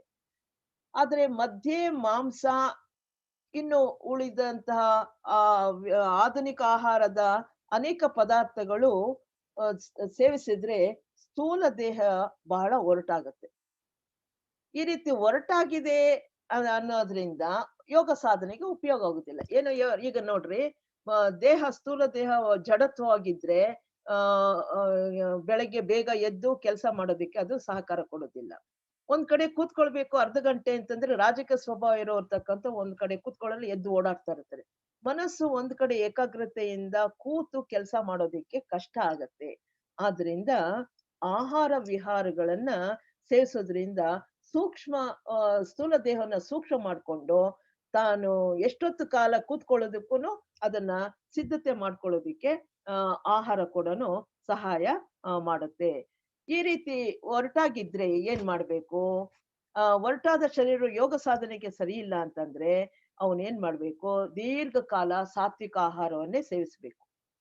ಆ ಸೇವಿಸೋದ್ರಿಂದ ಒರಟು ಪ್ರಕೃತಿ ಹೋಗಿ ಕೆಳಗೆ ಸೂಕ್ಷ್ಮವಾಗತ್ತೆ. ಯಾಕೆಂದ್ರೆ ನಮ್ಮ ದೇಹ 7 ವರ್ಷಕ್ಕೊಮ್ಮೆ ಎಲ್ಲ ದೇಹದ ಕಣಗಳೆಲ್ಲನೂ ಬದಲಾವಣೆ ಆಗತ್ತೆ. ಒಂದಿನ ನಾನು ಸಾತ್ವಿಕ ಆಹಾರ ಸೇರಿಸ್ಕೊಂಡಿದ್ರೆ ಆಗಲ್ಲ. ಅದು ಸತತವಾಗಿ ನಿರಂತರವಾಗಿ 7 ವರ್ಷ ನಾವು ಸಾಧನೆ ಮಾಡಿದಾಗ ನಮ್ಮ ದೇಹದ ರಚನೆಯನ್ನ, ಅಂದ್ರೆ ಒರಟಾಗಿರ್ಬಹುದು, ರಾಜಸಿಕವಾಗಿರ್ಬಹುದು, ಬಹಳ ಜಡತ್ವದಿಂದ ಇರತಕ್ಕಂತ ಸ್ವಭಾವವನ್ನೇ ನಾವು ಬಲಿಸಿ ಸಾತ್ವಿಕ ಸ್ಥಿತಿಯನ್ನಾಗಿ ನಾವು ಮಾಡ್ಲಿಕ್ಕೆ ರೀಪ್ಲೇಸ್ಮೆಂಟ್, ಒರಟು ಅಣುಗಳನ್ನ ಹೊರಗಾಕಿ ಒಳ್ಳೆಯ ಅಣುಗಳನ್ನ ಅಲ್ಲಿ ಸೇರಿಸ್ಕೊಳ್ಳೋದಿಕ್ಕೆ ಸಾಧ್ಯವಾಗತ್ತೆ. ಹಾಗೆ ಕಾಮದೇಹ, ನಮ್ಮ ಭಾವನೆಗಳಿಗೆ ವ್ಯಕ್ತ ಮಾಡುತ್ತೆ. ಹಾಗೆ ರೂಪದೇಹ ಯೋಚನೆಗಳಿಗೆ ಹೊರಹೊಮ್ಮುತ್ತೆ. ಎರಡು ಸೂಕ್ಷ್ಮ ದೇಹಗಳು ಶುದ್ಧೀಕರಣದ್ದು ಬಹಳ ಸ್ಥೂಲ ದೇಹದಷ್ಟು ಸುಲಭ ಅಲ್ಲ, ಸ್ವಲ್ಪ ಕಷ್ಟವಾಗಿದೆ.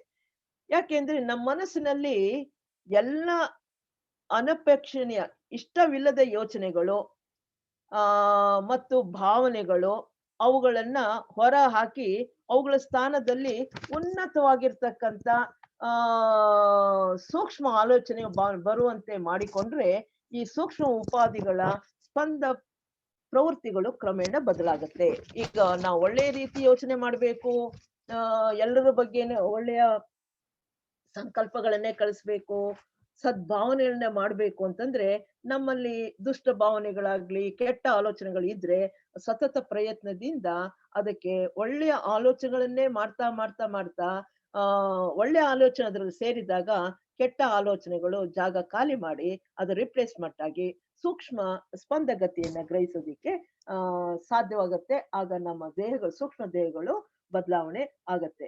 ಇದು ಒಂದು ವಿಧಾನ. ಆಹಾರ ಪದ್ಧತಿಯಿಂದ ಒಳ್ಳೆ ಯೋಚನೆಗಳನ್ನ ಮಾಡುವುದರಿಂದ ಸದ್ಭಾವನೆಗಳನ್ನ ಅಭ್ಯಾಸ ಮಾಡೋದ್ರಿಂದ ನಮ್ಮ ದೇಹಗಳನ್ನ ಶುದ್ಧೀಕರಣ ಮಾಡ್ಕೊಳ್ಬಹುದು ಅಂತಾಯ್ತು. ಇನ್ನೂ ಒಂದು ಅಧ್ಯಾತ್ಮ ಪದ್ಧತಿಯಲ್ಲಿ ಒಂದಿದೆ. ಸೂಕ್ಷ್ಮ ದೇಹಗಳ ಶುದ್ಧೀಕರಣಕ್ಕೆ ಇನ್ನೊಂದು ಸಾಧನೆ ಏನಪ್ಪಾ ಅಂತಂದ್ರೆ ಮಂತ್ರಗಳ ಜಪ ತಪ ಮತ್ತು ಪ್ರಾರ್ಥನೆ ಮಾಡುವುದರಿಂದ ಕೂಡ ಸೂಕ್ಷ್ಮ ದೇಹಗಳನ್ನ ಹೆಚ್ಚಿನ ಸೂಕ್ಷ್ಮ ಸ್ಥೂಲ ದೇಹಗಳನ್ನ ಸೂಕ್ಷ್ಮತೆಗೆ ನಾವು ತರ್ಲಿಕ್ಕೆ ಸಾಧ್ಯವಾಗತ್ತೆ. ಇದರಿಂದ ಏನಾಗುತ್ತೆ, ಆಧ್ಯಾತ್ಮಿಕ ಶಕ್ತಿ ಇವುಗಳೊಳಕ್ಕೆ ನಾವು ಯಾವಾಗ ಜಪ ಮಾಡ್ತಿರ್ತೀವೋ, ಮಂತ್ರ ಪಠನೆ ಮಾಡ್ತಿರ್ತೀವೋ, ಪ್ರಾರ್ಥನೆ ಮಾಡ್ತಾ ಇರ್ತೀವೋ ಆಗ ಅದರಲ್ಲಿ ಸೂಕ್ಷ್ಮವಾಗತ್ತೆ. ಸೂಕ್ಷ್ಮವಾದಂತ ಸ್ಪಂದನಗಳು ಆಧ್ಯಾತ್ಮಿಕ ಶಕ್ತಿಯನ್ನ ನಮ್ಮ ಆಕರ್ಷಿಸಿ ನಮ್ಮ ಒಳಗಡೆ ಪ್ರವೇಶ ಮಾಡೋದಕ್ಕೆ ಅನು ಮಾಡ್ಕೊಡುತ್ತೆ. ಯಾವಾಗ ಅಧ್ಯಾತ್ಮ ಶಕ್ತಿ ಮೇಲಿಂದ ಹರಿಯುತ್ತೋ ಯಾವಾಗ್ಲೂ ಭಕ್ತಿ ಭಜನೆ ಜಪ ತಪ ಪೂಜೆ ಪುನಸ್ಕಾರ ಮಾಡ್ತಾ ಇದ್ರೆ, ವ್ರತ ಮಾಡ್ತಾ ಒಳ್ಳೆ ಆಲೋಚನೆ ಮಾಡ್ತಾ ಇದ್ದಾಗ ಒಳ್ಳೆಯ ಆಲೋಚನೆಗಳು ಅಧ್ಯಾತ್ಮ ಶಕ್ತಿ ಅದ್ರಲ್ಲಿ ಪ್ರವೇಶ ಮಾಡಿ ಹಳೆಯ ಪ್ರಕೃತಿಯನ್ನ ಹೊರಗೆ ಹಾಕಿ ಅದರಲ್ಲಿ ಉತ್ತಮ ಪ್ರಕೃತಿಯನ್ನ ತುಂಬೋದಿಕ್ಕೆ ಸಾಧ್ಯವಾಗತ್ತೆ. ಇದು ಶುಚಿತ್ವ ಹೇಗ್ ಮಾಡ್ಬೇಕು ಅಂತಕ್ಕಂಥದ್ದು ನಾವು ತಿಳ್ಕೊಂಡ್ವಿ. ಇನ್ನ ಎರಡನೆಯ ಒಂದು ವಿಚಾರವನ್ನ ಸಂತೋಷ ಅಂದ್ರೆ ತೃಪ್ತಿ ಅಂತ ಹೇಳ್ತಾರೆ. ಇದನ್ನ ಸಾಮಾನ್ಯವಾಗಿ ತೃಪ್ತಿ ಎಂದು ಹೇಳ್ಬೋದು. ತೃಪ್ತಿ ಇಲ್ಲದಿದ್ದರೆ ಮನಸ್ಸನ್ನ ಸಮತ್ವ ಸ್ಥಿತಿಯಲ್ಲಿಡಲು ಸಾಧ್ಯವಿಲ್ಲ. ಕಂಟೆಂಟ್ಮೆಂಟ್ ಅಂತ ಹೇಳ್ತೀವಿ. ಹೊರಗೆ ಏನೇ ಸಂಭವಿಸಿದ್ರೂ ಮನಸ್ಸು ಸಂಪೂರ್ಣವಾಗಿ ಸಂತೋಷವಾಗಿ ಶಾಂತವಾಗಿ ಗದ್ದಲಕ್ಕೆ ಒಳಗಾಗದೆ ಇರುವುದೇ ತೃಪ್ತಿ ಅಥವಾ ಸಂತೋಷ. ಪ್ರಪಂಚದಲ್ಲಿ ಏನೇ ಆಗ್ಲಿ, ಹೊರಗಡೆ ಏನೇ ಆಗಿರ್ಲಿ, ಮನಸ್ಸು ಮಾತ್ರ ಕದಡಬಾರದು. ಸಂಪೂರ್ಣವಾಗಿ ತೃಪ್ತಿಯಿಂದ ಇರ್ತಕ್ಕಂಥದ್ದು, ಸಮಾಧಾನವಾಗಿರ್ತಕ್ಕಂಥದ್ದು, ಯಾವ ಒಂದು ಘರ್ಷಣೆಗೆ ಒಳಗಾಗದೆ ಇರ್ತಕ್ಕಂಥದ್ದಕ್ಕೆ ತೃಪ್ತಿ ಅಥವಾ ಸಂತೋಷ ಅಂತ ಹೇಳ್ತೀವಿ. ಇದು ಪಾಸಿಟಿವ್ ನೇಚರ್. ಇದು ಧನಾತ್ಮಕ ಸ್ಥಿತಿ. ಸೋಮಾರಿತನಕ್ಕೆ ಒಳಗಾಗದೆ ಅಸಹಾಯಕತೆ ಅಸಮಾಧಾನ ಮೆಟ್ಟಿ ಹಾಕ್ತಕ್ಕಂಥದ್ದು. ಆಳವಾದ ತೃಪ್ತಿ ಅಥವಾ ಸಂತೋಷ ಎಂದರೆ, ಆಳವಾದಂತ ತೃಪ್ತಿ ಸಂತೋಷ ಎಂದ್ರೆ ಹೆಚ್ಚು ಸಂಪತ್ತು ಭೌತಿಕ ವಸ್ತುಗಳ ಆಕಾಂಕ್ಷೆ ಇಲ್ಲದೆ ಸಹಜವಾಗಿ ತನಗೆ ಏನು ಲಭಿಸಿದೆಯೋ ಅದರ ಮೇಲೆ ಅದರಲ್ಲಿ ತೃಪ್ತಿ ಪಟ್ಕೊಂಡು ಯಾವ ಅಧಿಕಾರ ಅಂತಸ್ತು ಹೊಗಳಿಕೆಗೆ ಅಂಟುಕೊಳ್ಳದೆ ಇರುವುದೇ ಅದು ಸಂಪೂರ್ಣ ತೃಪ್ತಿ ಅಂತಕ್ಕಂಥದ್ದು. ಆಳವಾದ ತೃಪ್ತಿ ಇರುವಂತವ್ರು ಯಾವುದಕ್ಕೂ ಆಸೆ ಪಡೋದಿಲ್ಲ. ಈ ಅಧಿಕಾರ ಬೇಕು, ಅಂತಸ್ತು ಬೇಕು, ನನ್ನ ಹೊಗಳಬೇಕು, ಅದಕ್ಕೆ ಅಂಟ್ಕೊಳ್ಳೋದೇ ಇಲ್ಲ. ಏನು ಲಭ್ಯ ಇದೆಯೋ, ಸಹಜವಾಗಿ ತನಗೇನ್ ಲಭಿಸಿದೆಯೋ ಅದರಲ್ಲೇ ಸಂಪೂರ್ಣ ತೃಪ್ತಿಯಿಂದ ಸಂತೋಷವಾಗಿ ಇರ್ತಕ್ಕಂಥದ್ದು ಅಂತ ಹೇಳ್ತೀವಿ. ಪರಿಪೂರ್ಣ ತೃಪ್ತಿ ಎಂದರೆ ತನಗೆ ಏನೇ ಸಂಭವಿಸಿದ್ರು ತೃಪ್ತಿನಾಗೆ ಉಳಿದುಕೊಳ್ಳುವ ಸಾಮರ್ಥ್ಯ. ಇದು ಮನಸ್ಸಿನ ಒಂದು ಅತೀವ ಧನಾತ್ಮಕ ಚಲನಾತ್ಮಕ ಸ್ಥಿತಿ. ಪರಿಪೂರ್ಣ ತೃಪ್ತಿ ಅಂದ್ರೆ ತನಗೇನೇ ಆಗಿರ್ಬೋದು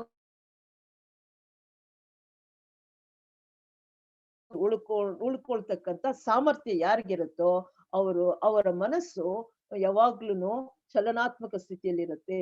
ಈ ಪರಮ ತೃಪ್ತಿ ಮತ್ತು ಇದರಿಂದ ಲಭಿಸುವ ಮನಸ್ಸಿನ ಪ್ರಶಾಂತತೆಯನ್ನು ಬೆಳೆಸಿಕೊಳ್ಳಬೇಕಾದರೆ ದೀರ್ಘಕಾಲದ ಆತ್ಮ ಶಿಕ್ಷಣವನ್ನು ಕೈಗೊಳ್ಳಬೇಕು. ನೋವು ಮತ್ತು ದುಃಖವನ್ನ ಒಳಗೊಂಡಿರುವ ಅನೇಕ ಅನುಭವಗಳ ಮೂಲಕ ಹಾದು ಹೋಗಬೇಕು. ನೋಡ್ರಿ, ಇದು ಬಹಳ ಮುಖ್ಯವಾಗಿರ್ತಕ್ಕಂಥ. ಈಗ ಪರಿಪೂರ್ಣ ತೃಪ್ತಿ ಅಥವಾ ಸಂಪೂರ್ಣ ತೃಪ್ತಿ ಅಂದ್ರೆ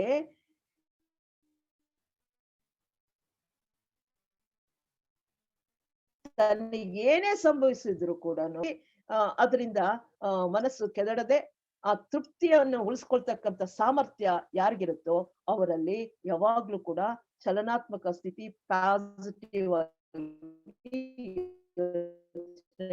ಮಾಡ್ತಾರೆ. ಮಾನವರು ಬಂತು ಅಂತಹ ಇತರ ಎಲ್ಲ ಆಕರ್ಷಣೆಗಳ ಬಗ್ಗೆ ಸಾಧಕರು ಸಂಪೂರ್ಣವಾಗಿ ಉದಾಸೀನರಾಗಿದ್ದರೆ ಇಂಥ ತೃಪ್ತಿ ಲಭಿಸುತ್ತದೆ. ಇಂಥ ತೃಪ್ತಿ ಯಾವಾಗ ಬರಬೇಕು? ಎಲ್ಲ ಉದಾಸೀನವಾಗಿದ್ರೆ ಆಗ ಇಂಥ ತೃಪ್ತಿ ಲಭಿಸುತ್ತೆ. ಸಾಧಕನನ್ನು ಭ್ರಮೆ ಮತ್ತು ದುಃಖದ ಕ್ಷೇತ್ರದಿಂದ ಪೂರ್ತಿಯಾಗಿ ಹೊರಗೆ ಕರೆದೊಯ್ಯುವಂತ ಶಾಂತಿಯನ್ನ ಪಡೆಯುವುದೇ ಈ ತೃಪ್ತಿಯ ಗುರಿ. ಏನ್ ಮಾಡ್ಬೇಕು? ಸಾಧಕನು ಯಾವ್ದೋ ಅಯ್ಯೋ ಹುಟ್ಟೋಯ್ತಲ್ಲಪ್ಪ, ನಷ್ಟ ಆಯ್ತಲ್ಲ, ದುಃಖ ಬಂತು ಅಂತ ವ್ಯತೆಗೆ ಭ್ರಮೆಗೆ ಈಡಾಗಬಾರದು. ದುಃಖ ಕ್ಷೇತ್ರಕ್ಕೆ ಹೋಗದ ಹಾಗೆ ಅವನನ್ನ ಶಾಂತಿಯಿಂದಲೇ ಇರ್ತಕ್ಕಂತ ಒಂದು ಪಡ್ಕೊಳ್ಳೋದಿಕ್ಕೆ ಒಂದು ಮಾರ್ಗ ಏನ್ ತೋರಿಸುತ್ತೋ ಅದೇ ನಿಜವಾದ ತೃಪ್ತಿಯ ಗುರಿ. ಇದ್ರಲ್ಲಿ ಇನ್ನೂ 2 ಅಂಶ ಇದೆ. ಇದರಲ್ಲಿ ಉಪರತಿ ಅಂತೀವಿ, ತಿತಿಕ್ಷೆ ಅಂತ ಹೇಳ್ತೀವಿ. ಉಪರತಿ ಅಂದ್ರೆ ತಾಳ್ಮೆ ಅಂತ. ಜನರನ್ನ ನಮ್ ಜೊತೆಯಲ್ಲಿ ಕೆಲಸ ಮಾಡೋರು ಅವ್ರು ಹೇಗಿದಾರೆ ಹಾಗೆ ನಾವು ಒಪ್ಕೊಳ್ಬೇಕು. ಪ್ರಪಂಚದಲ್ಲಿ ಇರ್ತಕ್ಕಂಥ ಎಲ್ಲಾ ಜೀವಗಳು ಹುಟ್ಟಿರೋದು ಒಂದೇ ಸೋರ್ಸ್ ಇಂದ. ಆದ್ರಿಂದ ಪ್ರತಿಯೊಬ್ಬರಿಗೂ ತನ್ನದೇ ಆದ ವಿಶೇಷ ಒಂದು ರೀತಿಯಲ್ಲಿ ವಿಕಾಸವಾಗ್ಬೇಕಾಗತ್ತೆ. ಆ ವ್ಯಕ್ತಿ ಬಹಳ ಸೋಮಾರಿತನ, ಕೆಲಸ ಬೇಗ ಮಾಡಲ್ಲ, ಚುರುಕಿಲ್ಲ ಅಂತಕ್ಕಂತ ಅವ್ರ ಮೇಲೆ ಒತ್ತಡ ಹೇರಬಾರದು. ಅವ್ರು ಹೇಗಿದಾರೋ ಅದನ್ನು ಒಪ್ಕೊಳ್ಬೇಕು. ಅವ್ರ ಮೇಲೆ ದಬ್ಬಾಳಿಕೆ ಮಾಡಬಾರದು. ತಮ್ಮ ಅಭಿಪ್ರಾಯವನ್ನು ಅವ್ರ ಮೇಲೆ ಹೇರಬಾರದು. ಅವರು ಕಾಲ ತಗೊಳ್ಳಿ, ಅವ್ನ್ ಬೆಳಿಲಿ, ಅವನ್ ಪಾಡ್ಗ ಅವ್ನ್ ಬೆಳಿಲಿ. ಆದ್ರಿಂದ ನಮ್ಮ ಜೊತೆಯಲ್ಲಿ ಇರ್ತಕ್ಕಂಥ ಇಂಥ ವ್ಯಕ್ತಿಗಳ ಜೊತೆಲಿ ತಾಳ್ಮೆಯಿಂದ ಇರ್ತಕ್ಕಂಥದಕ್ಕೆ ಉಪರತಿ ಅಂತ ಕರಿತೀವಿ. ಇನ್ನೊಂದು ಅಂಶವನ್ನ ಈ ತೃಪ್ತಿ, ಸಂತೋಷಕ್ಕೆ ತಿತಿಕ್ಷೆ ಅಂತ ಹೇಳಿ ಸಹನೆ. ಏನೇ ಆದ್ರೂ ಕೂಡ ಸಂತೋಷವಾಗಿರಲು ಸಾಧ್ಯ. ಜೀವನದಲ್ಲಿ ಬಿರುಗಾಳಿ ಬೀಸಿದ್ರು, ಯಾವುದೇ ನಷ್ಟ ಆದ್ರೂ ಕೂಡ ಸಹನೆಯಿಂದ ಇರ್ತಕ್ಕಂಥದ್ದನ್ನ ನಾವು ಸಹಿಸ್ಕೊಳ್ತಕ್ಕಂಥದ್ದು. ಏನೇ ಬಂದ್ರು ಮೌನವಾಗಿ ಸಹಿಸ್ಕೊಳ್ತಕ್ಕಂಥ ಗುಣ ಬೇಕು. ಇದಕ್ಕೆ ಬಹಳ ಮುಖ್ಯವಾದ ಯಾವುದಂದ್ರೆ ಇಚ್ಛಾಶಕ್ತಿ. ಏನೇ ಭೌತಿಕ ಸಾವು ನೋವುಗಳು ಏನೇ ಆದ್ರೂ ಕೂಡ ಗಮನಕ್ಕೆ ತೆಗೆದುಕೊಳ್ಳದೆ ಅವುಗಳನ್ನ ಇಚ್ಛಾಶಕ್ತಿ ಪ್ರಬಲವಾಗಿದ್ದು ನಮ್ಮ ಎಲ್ಲಾ ಸಂದರ್ಭಗಳಲ್ಲೂ ಶಾಂತವಾಗಿರ್ಬೇಕಾದ್ರೆ ವಿವೇಕ ಅಂತಕ್ಕಂಥದ್ದು ಬೆಳೆಸ್ಕೊಳ್ಬೇಕಾಗುತ್ತೆ. ಇದು 2ನೆಯ ಒಂದು ನಿಯಮ. ಇದನ್ನ ಆಚರಿಸ್ಲೇಬೇಕು, ಎಲ್ಲಿದ್ರೂ ಮಾಡ್ಬೇಕು. 3ನೇದಕ್ಕೆ ಹೋಗೋಣ. ತಪಸ್ಸು. ತಪ ಅಂದ್ರೆ ಸುಡುವುದು ಅಂತ ಬರುತ್ತೆ. ಈ ನಿಯಮದಲ್ಲಿ ತಪಸ್ಸು, ಸ್ವಾಧ್ಯಾಯ, ಈಶ್ವರ ಪ್ರಣಿಧಾನ ಈ 3 ಸೇರಿಸಿ ಕ್ರಿಯಾಯೋಗ ಅಂತ ಕರೀತಾರೆ. ಕ್ರಿಯಾಯೋಗ ಇವುಗಳು ನಮಗೆ ಜೀವನಕ್ಕೆ ಬಹಳ ಬೇಕಾಗಿ ಕ್ಲೇಶಗಳನ್ನ ನಿರ್ಮೂಲ ಮಾಡುತ್ತೆ. ನಮಗೆ ಏನು ಅಜ್ಞಾನ ಅಡಚಣೆಗಳಿದೆಯೋ ಅದನ್ನ ನಿರ್ಮೂಲ ಮಾಡ್ಬೇಕಾದ್ರೆ ಕ್ರಿಯಾಯೋಗವನ್ನ ನಾವು ಅಭ್ಯಾಸ ಮಾಡಿ, ಅದೇ ಫೌಂಡೇಶನ್ ಅಂತ ಹೇಳ್ತಾರೆ. ಆ ಕ್ರಿಯಾಯೋಗದ ತಳಹದಿ ಮೇಲೆ ಯೋಗ ಸಾಧನೆಯನ್ನ ಕ್ಲೇಶಗಳ ನಿರ್ಮೂಲ ಮಾಡಿ ಯೋಗ ಜೀವನಕ್ಕೆ ಸುಂದರವಾದ ಕಟ್ಟಡನ ನಿರ್ಮಿಸೋದಿಕ್ಕೆ ಸಾಧ್ಯ ಅಂತ ಹೇಳ್ತಾರೆ. ಇಲ್ಲಿ ತಪ ಅಂದ್ರೆ ಸುಡುವುದು ಅಂತ ಬರುತ್ತೆ. ಸುಟ್ಟಾಗ ಯಾವುದೇ ವಸ್ತು ಶುದ್ಧವಾಗತ್ತೆ. ಇದನ್ನ ಶುದ್ಧೀಕರಣ ಮಾಡಬೇಕಾದ್ರೆ ಕೆಲವು ವ್ರತಗಳನ್ನ, ಕಾರ್ಯಗಳನ್ನ ಆತ್ಮ ಸಮಯದಿಂದ ಆಚರಿಸ್ಬೇಕಾಗತ್ತೆ. ಈ ರೀತಿ ಹಲವಾರು ಸಾಧನ ಕ್ರಮಗಳಿರುತ್ತೆ. ಮನುಷ್ಯನ ಕೀಳು ಪ್ರವೃತ್ತಿಯನ್ನ ಮನುಷ್ಯನಲ್ಲಿ ಯಾವ್ದಾದ್ರು ಕೆಟ್ಟ ಸ್ವಭಾವ ಇದ್ರೆ ಅದನ್ನ ಶುದ್ಧಿಗೊಳಿಸಿ ಶಿಸ್ತಿಗೆ ಒಳಪಡಿಸುವುದು ಹಾಗೂ ಜೀವಾತ್ಮನ ಉಪಾಧಿಗಳನ್ನ ಅವನ ಇಚ್ಛಾಶಕ್ತಿಯ ಅಧೀನಕ್ಕೆ ತರುವುದು ತಪಸ್ಸಿನ ಆಚರಣೆಯ ಮುಖ್ಯ ಉದ್ದೇಶ. ತಪಸ್ ಯಾಕೆ ಮಾಡ್ಬೇಕು ಅಂತಂದ್ರೆ, ಮನುಷ್ಯ ಉಪಯೋಗಿಸ್ತಕ್ಕಂತ ಉಪಾಧಿಗಳಲ್ಲಿ ಕೆಳಮಟ್ಟದ ಸ್ವಭಾವ ಇರಬಹುದು. ಅದನ್ನು ಶುದ್ಧಿ ಮಾಡ್ಬೇಕಾದ್ರೆ ಒಂದು ಶಿಸ್ತಿಗೆ ಒಳಪಡಿಸ್ಬೇಕು. ಜೀವಾತ್ಮ ಈ ಉಪಾಧಿಗಳನ್ನ ಈ ಜೀವಾತ್ಮ ಶುದ್ಧಿ ಮಾಡಿದ್ಮೇಲೆ ಜೀವಾತ್ಮ ಅಂದ್ರೆ ಚೈತನ್ಯ, ಆತ್ಮ ಚೈತನ್ಯ, ಆತ್ಮ ತನ್ನ ಇಚ್ಛೆಗೆ ಅನುಸಾರವಾಗಿ ಅದನ್ನ ಅಧೀನಕ್ಕೆ ತೆಗೆದುಕೊಳ್ಬೇಕು. ತಪಸ್ ಮಾಡುವುದರಿಂದ ಇಚ್ಛಾಶಕ್ತಿ ಬೆಳೆದು ಆ ಉಪಾಧಿಗಳ ಮೇಲೆ ಆತ್ಮನ ಯಾಜಮಾನ್ಯ ಉಂಟಾಗತ್ತೆ. ಇದು ತಪಸ್ಸಿನ ಆಚರಣೆಯ ಉದ್ದೇಶ. ಯಾಕೆ ಅಂತಂದ್ರೆ ಶುದ್ಧಿ ಮಾಡೋದು ಹೇಗೆ ಅಂದ್ರೆ, ನಾವು ಚಿನ್ನ ಬೇರೆ ಲೋಹದಲ್ಲಿ ಸೇರ್ಕೊಂಡ್ ಬಿಟ್ಟಿದ್ರೆ ಅದನ್ನ ಏನ್ ಮಾಡ್ತೀವಿ, ಅಪ್ಪಟ ಚಿನ್ನ ಮಾಡ್ಬೇಕಂದ್ರೆ ಚೆನ್ನಾಗಿ ಸುಡ್ತೀವಿ. ಆ ಸುಟ್ಟಾಗ ಶುದ್ಧ ಅಪರಂಜಿ ಉಂಟಾಗತ್ತೆ. ಅದೇ ರೀತಿ ತಪಸ್ಸು ಮಾಡೋದ್ರಿಂದ ನಮ್ಮ ದೇಹಗಳಲ್ಲಿರ್ತಕ್ಕಂಥ ಅಶುದ್ಧಿಯೆಲ್ಲ ಭಸ್ಮ ಮಾಡಬಹುದು. ಆ ದೇಹಗಳಲ್ಲಿರೋ ಅಶುದ್ಧವನ್ನ ಭಸ್ಮ ಮಾಡಿದಾಗ ಕೆಳಗಿನ ಉಪಾಧಿಗಳನ್ನ ಶುದ್ಧಿ ಮಾಡಿಕೊಂಡು ಆತ್ಮ ತನ್ನ ಅಧೀನಕ್ಕೆ ತಂದು ಕೊಡುವ ಸುಗುಣ ಅಭ್ಯಾಸವನ್ನ ತಪಸ್ಸೆಂಬ ಪರಿಗಣಿಸಬಹುದು. ಸಾಮಾನ್ಯ ಅರ್ಥದಲ್ಲಿ ಹೇಳ್ಬೇಕಾದ್ರೆ ತಪಸ್ಸೆಂದ್ರೆ ಸ್ಥೂಲ ದೇಹದ ಶುದ್ಧೀಕರಣ ಮತ್ತು ಅದನ್ನ ಹತೋಟಿಗೆ ತೆಗೆದುಕೊಂಡು ಇಚ್ಛಾಶಕ್ತಿಯ ಬೆಳವಣಿಗೆಗ ಮಾಡುವ ಒಂದು ನಿರ್ದಿಷ್ಟ ಕ್ರಮಗಳು. ಮುಖ್ಯವಾಗಿ ಏನ್ ಮಾಡ್ಬೇಕು, ನಾವು ಬಳಸ್ತಕ್ಕಂತ ಉಪಕರಣ ಉಪಾಧಿಗಳು ಏನಿದೆಯೋ ನಮ್ಮ ಆತ್ಮನ ಇಚ್ಛೆಗೆ ಅನುಗುಣವಾಗಿ ನಡೀತಾ ಇಲ್ಲ, ಅದರದ್ದೇ ಆದ ರೀತಿಯಲ್ಲಿ ನಡೀತಾ ಇದೆ. ಅದರ ಮೇಲೆ ಹತೋಟಿ ಬರ್ಬೇಕಾದ್ರೆ, ಇಚ್ಛಾಶಕ್ತಿಯನ್ನ ಬೆಳೆಸ್ಕೊಳ್ಬೇಕಾದ್ರೆ ತಪಸ್ಸು ಮಾಡ್ಬೇಕು, ಸುಗುಣಗಳನ್ನ ಅಭ್ಯಾಸ ಮಾಡ್ಬೇಕು. ಈ ಕ್ರಮಗಳು ತಪಸ್ಸಿನ ಆಚರಣೆಗಳ ಕೆಲವು ಸರಳ ಮತ್ತು ಸುಲಭ ಸಾಧನೆಗಳಿಂದ ಪ್ರಾರಂಭ ಆಗುತ್ತೆ. ಉಪಾಧಿಯನ್ನ ಪ್ರಜ್ಞೆಯಿಂದ ಪ್ರತ್ಯೇಕ ಮಾಡುವುದೇ ತಪಸ್ಸಿನ ಉದ್ದೇಶ. ಹೇಗೆ ತಪಸ್ ಮಾಡುವುದರಿಂದ ಏನಾಗಿದೆ, ಆತ್ಮ ಚೈತನ್ಯ ಉಪಾಧಿಗಳ ಜೊತೆ ಪ್ರಕೃತಿಯಲ್ಲಿ ಇಳಿದಾಗ ಅದರ ಜೊತೆಯಲ್ಲಿ ಏಕೀಭವಿಸ್ಕೊಂಡ್ಬಿಟ್ಟಿರುತ್ತೆ. ತನ್ನ ನಿಜ ಸ್ವರೂಪ ಮರೆತುಬಿಟ್ಟು ಉಪಾದಿನೇ ನಾನು ಅಂತ ಭ್ರಮೆಗೆ ಈಡಾಗಿರುತ್ತೆ. ಈ ರೀತಿ ತಪಸ್ ಮಾಡುವುದರಿಂದ ಏಕೀಕರಣವಾಗಿರ್ತಕ್ಕಂಥ ಪ್ರಜ್ಞೆ ಉಪಾಧಿಗಳಿಂದ ಸಡಿಲವಾಗಿ ಅದು ನಿಧಾನವಾಗಿ ಸ್ವಲ್ಪ ಆಗಿ ಪ್ರತ್ಯೇಕವಾಗತ್ತೆ. ಪ್ರತ್ಯೇಕವಾದಾಗ ಆತ್ಮ ಪ್ರಜ್ಞೆ ಈ ಉಪಾಧಿಗಳನ್ನ ಇದು ಬೇರೆ, ಇದು ನಾನಲ್ಲ, ಉಪಾಧಿ ನಾನಲ್ಲ, ನಾನು ಆತ್ಮ ಅಂತಕ್ಕಂಥ ಪ್ರಜ್ಞೆ ಸಾಮರ್ಥ್ಯ ತಿಳುವಳಿಕೆ ಈ ಉಪಾಧಿಗಳ ಶುದ್ಧೀಕರಣದಿಂದ ಸಾಧ್ಯವಾಗತ್ತೆ. ಅದಕ್ಕಾಗಿ ತಪಸ್ಸನ್ನ ಕ್ರಮಬದ್ಧವಾಗಿ ನಾವು ಆಚರಣೆ ಮಾಡೋದ್ರಿಂದ ನಮ್ಮ ಆತ್ಮಶಕ್ತಿ ಯಾವ ರೀತಿ ಈ ಉಪಾಧಿಗಳ ಜೊತೆ ಏಕೀಕರಣವಾಗಿ ತನ್ನ ಸ್ವರೂಪ ಮರೆತು ಬಿಟ್ಟು ತಾನು ಯಾವ ರೀತಿ ಅಶುದ್ಧವಾಗಿ ತಿಳ್ಕೊಳಕ್ಕೆ ಒಂದು ಸಹಾಯ ಮಾಡ್ತಕ್ಕಂಥ ಒಂದು ಸಾಧನೆ. ಇನ್ನ 4ನೇದಕ್ಕೆ ಹೋಗೋಣ, ಸ್ವಾಧ್ಯಾಯ ಅಂದ್ರೆ ಗ್ರಂಥಗಳನ್ನ ಅಧ್ಯಯನ ಮಾಡುವುದು, ತಾನೇ ಅಧ್ಯಯನ ಮಾಡ್ತಕ್ಕಂಥದ್ದು. ಯೋಗ ಸಾಹಿತ್ಯದ ಆಳವಾದ ಮತ್ತು ವಿವರವಾದ ಅಧ್ಯಯನವು ಸ್ವಾಧ್ಯಾಯದ ಮೊದಲನೇ ಹಂತ. ಅಂದ್ರೆ ಮೊದಲು ಅಧ್ಯಯನ ಮಾಡಬೇಕು, ಅದು ಮೊದಲನೇ ಒಂದು ಬಹಳ ಮುಖ್ಯವಾಗಿರ್ತಕ್ಕಂಥ ಹಂತ. ನಂತರ 2ನೇ ಹಂತ ಏನಂದ್ರೆ, ಈ ಗ್ರಂಥಗಳನ್ನ ಅಧ್ಯಯನ ಮಾಡ್ಕೊಂಡ್ಮೇಲೆ ವಿಚಾರ ಶಕ್ತಿಯನ್ನ ಬೆಳೆಸಿಕೊಂಡು ಆಳವಾದ ಸಮಸ್ಯೆಗಳಿಗೆ ತಮ್ಮ ವಿಚಾರ ಶಕ್ತಿಯಿಂದ ಪರಿಹಾರವನ್ನ ಕಂಡ್ಕೊಳ್ಳೋದು. ಹೇಗ್ ಮಾಡೋದು? ಆ ವಿಚಾರ ಶಕ್ತಿಯನ್ನ ಸತತವಾಗಿ ಮನನ ಮಾಡ್ಬೇಕು, ನಿಧಿಧ್ಯಾಸ ಮಾಡ್ಬೇಕು. ಆಗ ನಿಜವಾದ ಜ್ಞಾನ ಅವರಿಗೆ ತಿಳ್ಕೊಳ್ಳೋದಿಕ್ಕೆ ಮನಸ್ಸು ರೆಡಿ ಆಗತ್ತೆ. ಇದು ತಾನೇ ತಿಳ್ಕೊಳ್ಳೋದು ಅಂದ್ರೆ ತನ್ನ ಒಳಗಳಿಂದಲೇ ಏನು ಸರಿಯಾದ್ದು, ಈ ಸಮಸ್ಯೆಯನ್ನು ಹೇಗೆ ಪರಿಹಾರ ಮಾಡ್ಕೊಳ್ತಕ್ಕಂಥದ್ದು, ಈ ವಿಚಾರ ಶಕ್ತಿಯಿಂದ ಧ್ಯಾನದಿಂದ ಅವನಿಗೆ ಒಂದು ಅಂತರ್ಬೋಧೆ ಆಗತ್ತೆ. ಈ ರೀತಿಯಾಗಿ ವಿದ್ಯಾರ್ಥಿಯು ಯೋಗ ಜೀವನದ ಸಮಸ್ಯೆಗಳ ಬಗ್ಗೆ ಹೆಚ್ಚು ಆಳವಾದ ಅಂತರ್ದೃಷ್ಟಿಯನ್ನು ಪಡೆಯಲು ಪ್ರಾರಂಭ ಮಾಡ್ತಾನೆ. ಸ್ವಾಧ್ಯಾಯದಿಂದ ಏನಾಗತ್ತೆ, ತನ್ನ ಸಮಸ್ಯೆಗಳನ್ನ ತಾನೇ ಪರಿಹಾರ ಮಾಡ್ಕೊಳ್ಳೋದಿಕ್ಕೆ ತನ್ನಿಂದಲೇ ಅದಕ್ಕೆ ಪ್ರೇರಣೆ ಅಥವಾ ಮಾರ್ಗದರ್ಶನ ಪಡ್ಕೊಳ್ತಾನೆ.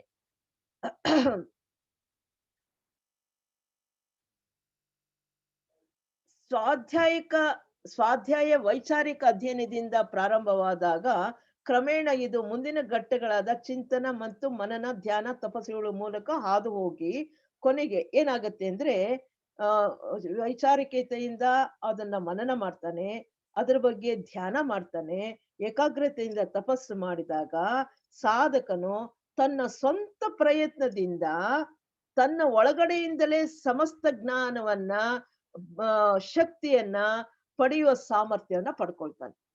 ಸ್ವಾಧ್ಯಾಯದಿಂದ ತಾನೇ ಆ ಸಾಮರ್ಥ್ಯನ ಪಡ್ಕೊಳ್ಬೇಕು. ಸಮರ್ಥನಾಗುವಂತ ಮಟ್ಟಕ್ಕೆ ಅವನನ್ನ ಕರೆದೊಯ್ಯುತ್ತೆ ಸ್ವಾಧ್ಯಾಯ.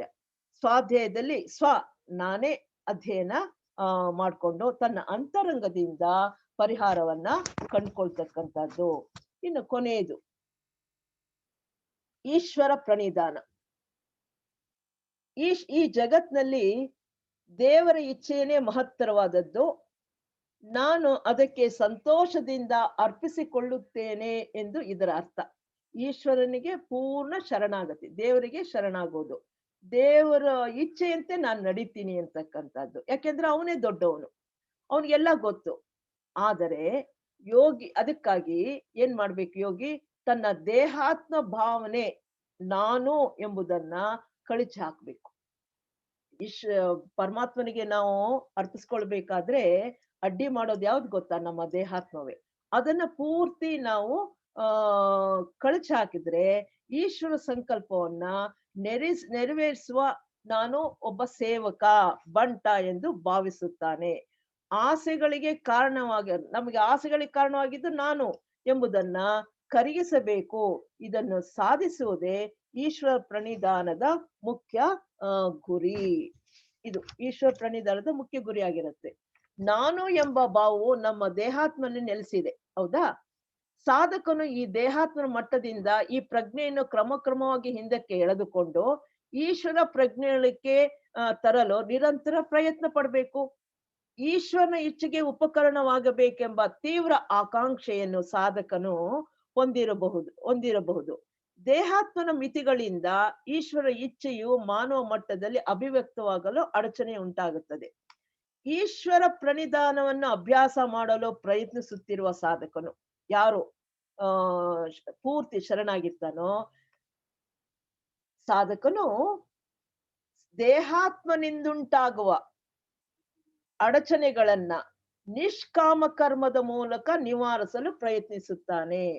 ಯಾವಾಗ ನಾನು ಅಂತಕ್ಕಂಥದ್ದು, ದೇಹಾತ್ಮ ನಾನು ಅಂತಕ್ಕಂಥದ್ದು ಪೂರ್ಣವಾಗಿ ಅದನ್ನ ತೆಗೆದುಹಾಕ್ತಾನೋ, ಪೂರ್ಣ ದೇವರಿಗೆ ಪರಮಾತ್ಮನಿಗೆ ಅರ್ಪಣೆ ಮಾಡ್ತಾನೋ, ಆಗ ಯಾವ ಒಂದು ನಿರೀಕ್ಷೆ ಇಲ್ಲದೆ ಕೆಲಸವನ್ನ ಮಾಡೋದಕ್ಕೆ ಶುರು ಮಾಡಿದಾಗ ಅಲ್ಲಿ ಒಂದಾಗ್ತಕ್ಕಂಥ ಪ್ರಯತ್ನ ಮಾಡುವಾಗ ಅಡಚಣೆಗಳು ಉಂಟಾಗುತ್ತಲ್ಲ, ಅವುಗಳನ್ನ ನಿವಾರಿಸಲು ಸಾಧ್ಯವಾಗುತ್ತೆ. ಇದರಿಂದ ಅವನ ದೇಹಾತ್ಮ ಸ್ವ ಇಚ್ಛೆಯಿಂದ ಹಾಗೂ ಪ್ರಜ್ಞಾಪೂರ್ವಕವಾಗಿ ದೈವಿಚ್ಛೆಯ ಉಪಕರಣವಾಗುತ್ತದೆ. ಯಾವಾಗ ಈ ರೀತಿ ಮಾಡ್ತಾನೋ ಅದು ತನ್ನ ಇಚ್ಛೆಯಿಂದ ದೈವಿಕ ಇಚ್ಛೆಯನ್ನ ನೆರವೇರಿಸ್ತಕ್ಕಂಥ ಒಂದು ಉಪಕರಣವಾಗ್ತಾನೆ.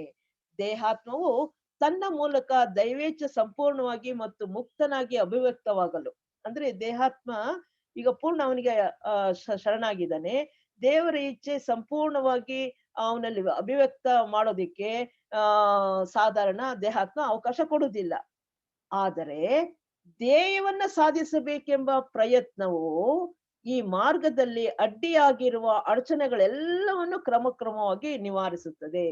ದೇಹಾತ್ಮ ದೈವ ಇಚ್ಛೆಗೆ ಅನುಸಾರವಾಗಿ ಅಭಿವ್ಯಕ್ತ ಮಾಡೋದಿಕ್ಕೆ ಅವಕಾಶ ಮಾಡ್ಕೊಡಲ್ಲ, ಅದು ನಾನು ಅಂತಕ್ಕಂಥ ಇದೆ. ಆದ್ರೆ ಧ್ಯೇಯ ಸಾಧನೆ ಮಾಡ್ಬೇಕು ಅಂತ ಯಾರು ಪ್ರಬಲವಾದನ್ನ ಇಚ್ಛೆನ ಇಟ್ಕೊಂಡಿರ್ತಾರೋ, ಈ ಮಾರ್ಗದಲ್ಲಿ ಬರ್ತಕ್ಕಂಥ ಎಲ್ಲ ಅಡಚಣೆಗಳನ್ನ ಒಂದೊಂದಾಗಿ ಈಶ್ವರನಿಗೆ ಅರ್ಪಣೆ ಮಾಡಿದಾಗ ನಿವಾರಣೆ ಆಗತ್ತೆ. ಅವನು ಧ್ಯೇಯ ಸಾಧನೆಯನ್ನ ನಿಷ್ಠೆಯಿಂದ ಮುಂದುವರಿಸಿ ಈಶ್ವರನಿಗೆ ಒಬ್ಬ ಒಳ್ಳೆ ಏಜೆಂಟ್, ಪ್ರಜ್ಞಾಪೂರ್ವಕವಾದ ಕಾರ್ಯಭಾರಿಯಾಗಿ ಕೆಲಸ ಮಾಡ್ತಕ್ಕಂತ ಒಬ್ಬ ವ್ಯಕ್ತಿಯಾಗಿ ಆಗ್ತಾನೆ. ಆದ್ರಿಂದ ಆ ಈ ಈಶ್ವರ ಪ್ರಣಿಧಾನದಲ್ಲಿ ಅರ್ಪಣೆ ಮಾಡ್ಕೊಳ್ಳೋದು ಒಂದು, ಮತ್ತು ಭಕ್ತಿ ಕೂಡ ಒಂದು ಬಹಳ ಕೆಲಸ ಮಾಡುತ್ತೆ. ಯಾರು ಭಕ್ತಿಯಿಂದ ಆ ಅಲ್ಲಿ ಭಕ್ತಿ ಇದ್ದಾಗ ಪ್ರೇಮ ಇರುತ್ತೆ. ಪ್ರೇಮವು ಭಕ್ತನ ಚಾಲನ ಶಕ್ತಿಯಾಗಿರುತ್ತೆ. ಅಹಂಕಾರವನ್ನ ನಾಶ ಮಾಡುತ್ತೆ. ಆಗ ಅವನ ಪ್ರಜ್ಞೆ ದೈವಿ ಪ್ರಜ್ಞೆಯಲ್ಲಿ ಒಂದಾಗತ್ತೆ. ಆಗ ಈಶ್ವರ ಪ್ರಣಿಧಾನ ಅವನನ್ನು ಸಮಾಧಿ ಸ್ಥಿತಿಗೆ ಕರ್ಕೊಂಡು ಹೋಗುತ್ತೆ. ಆದ್ರಿಂದ ಈ ನಿಯಮ 5 ಯಾವ್ದಿದೆಯೋ ಪ್ರತಿಯೊಬ್ರು ಕೂಡ ಪ್ರತಿದಿನ ಈ ರೀತಿ ಅವರು ಈ 5 ಅಂಶಗಳನ್ನ ಆಚರಣೆ ಮಾಡ್ಕೊಳ್ತಾ ಬಂದ್ರೆ ಖಂಡಿತವಾಗ್ಲೂ ಅದು ಅವರನ್ನ ಆ ಮೋಕ್ಷ ಕಡೆಗೆ ಕರೆದೊಯ್ದಕ್ಕೆ ಸಹಾಯವಾಗುತ್ತೆ ಅಂತ ಹೇಳ್ತಾ, ಈ ಒಂದು 31ನೇ ಶ್ಲೋಕದಲ್ಲಿ ಬಂದಿರತಕ್ಕಂತ ನಿಯಮದ ವಿಚಾರವಾಗಿ ನಾವು ತಿಳ್ಕೊಂಡ್ವಿ. ಮುಂದಿನ ಸಾರಿ ಇವುಗಳನ್ನ ಯಾವ ರೀತಿ ನಿಯಮಗಳನ್ನ ಒಂದೊಂದಾಗಿ ಬಿಡಿಬಿಡಿಯಾಗಿ ಮತ್ತೆ ಅದು ಪ್ರಸ್ತಾಪ ಮಾಡ್ತಾರೆ, ಅದು ಮುಂದಿನ ತರಗತಿಯಲ್ಲಿ ಅದು ತೆಗೆದುಕೊಳ್ಳೋಣ. ಈಗ ಇಷ್ಟು ಸಮಯ ಸಾವಕಾಶವಾಗಿ ಕೇಳಿದಂತ ನಿಮ್ಮೆಲ್ರಿಗೂ ಧನ್ಯವಾದಗಳು ಅರ್ಪಿಸ್ತೇನೆ. ಪ್ರಶ್ನೆಗಳಿದ್ರೆ ಕೇಳ್ಬೋದು.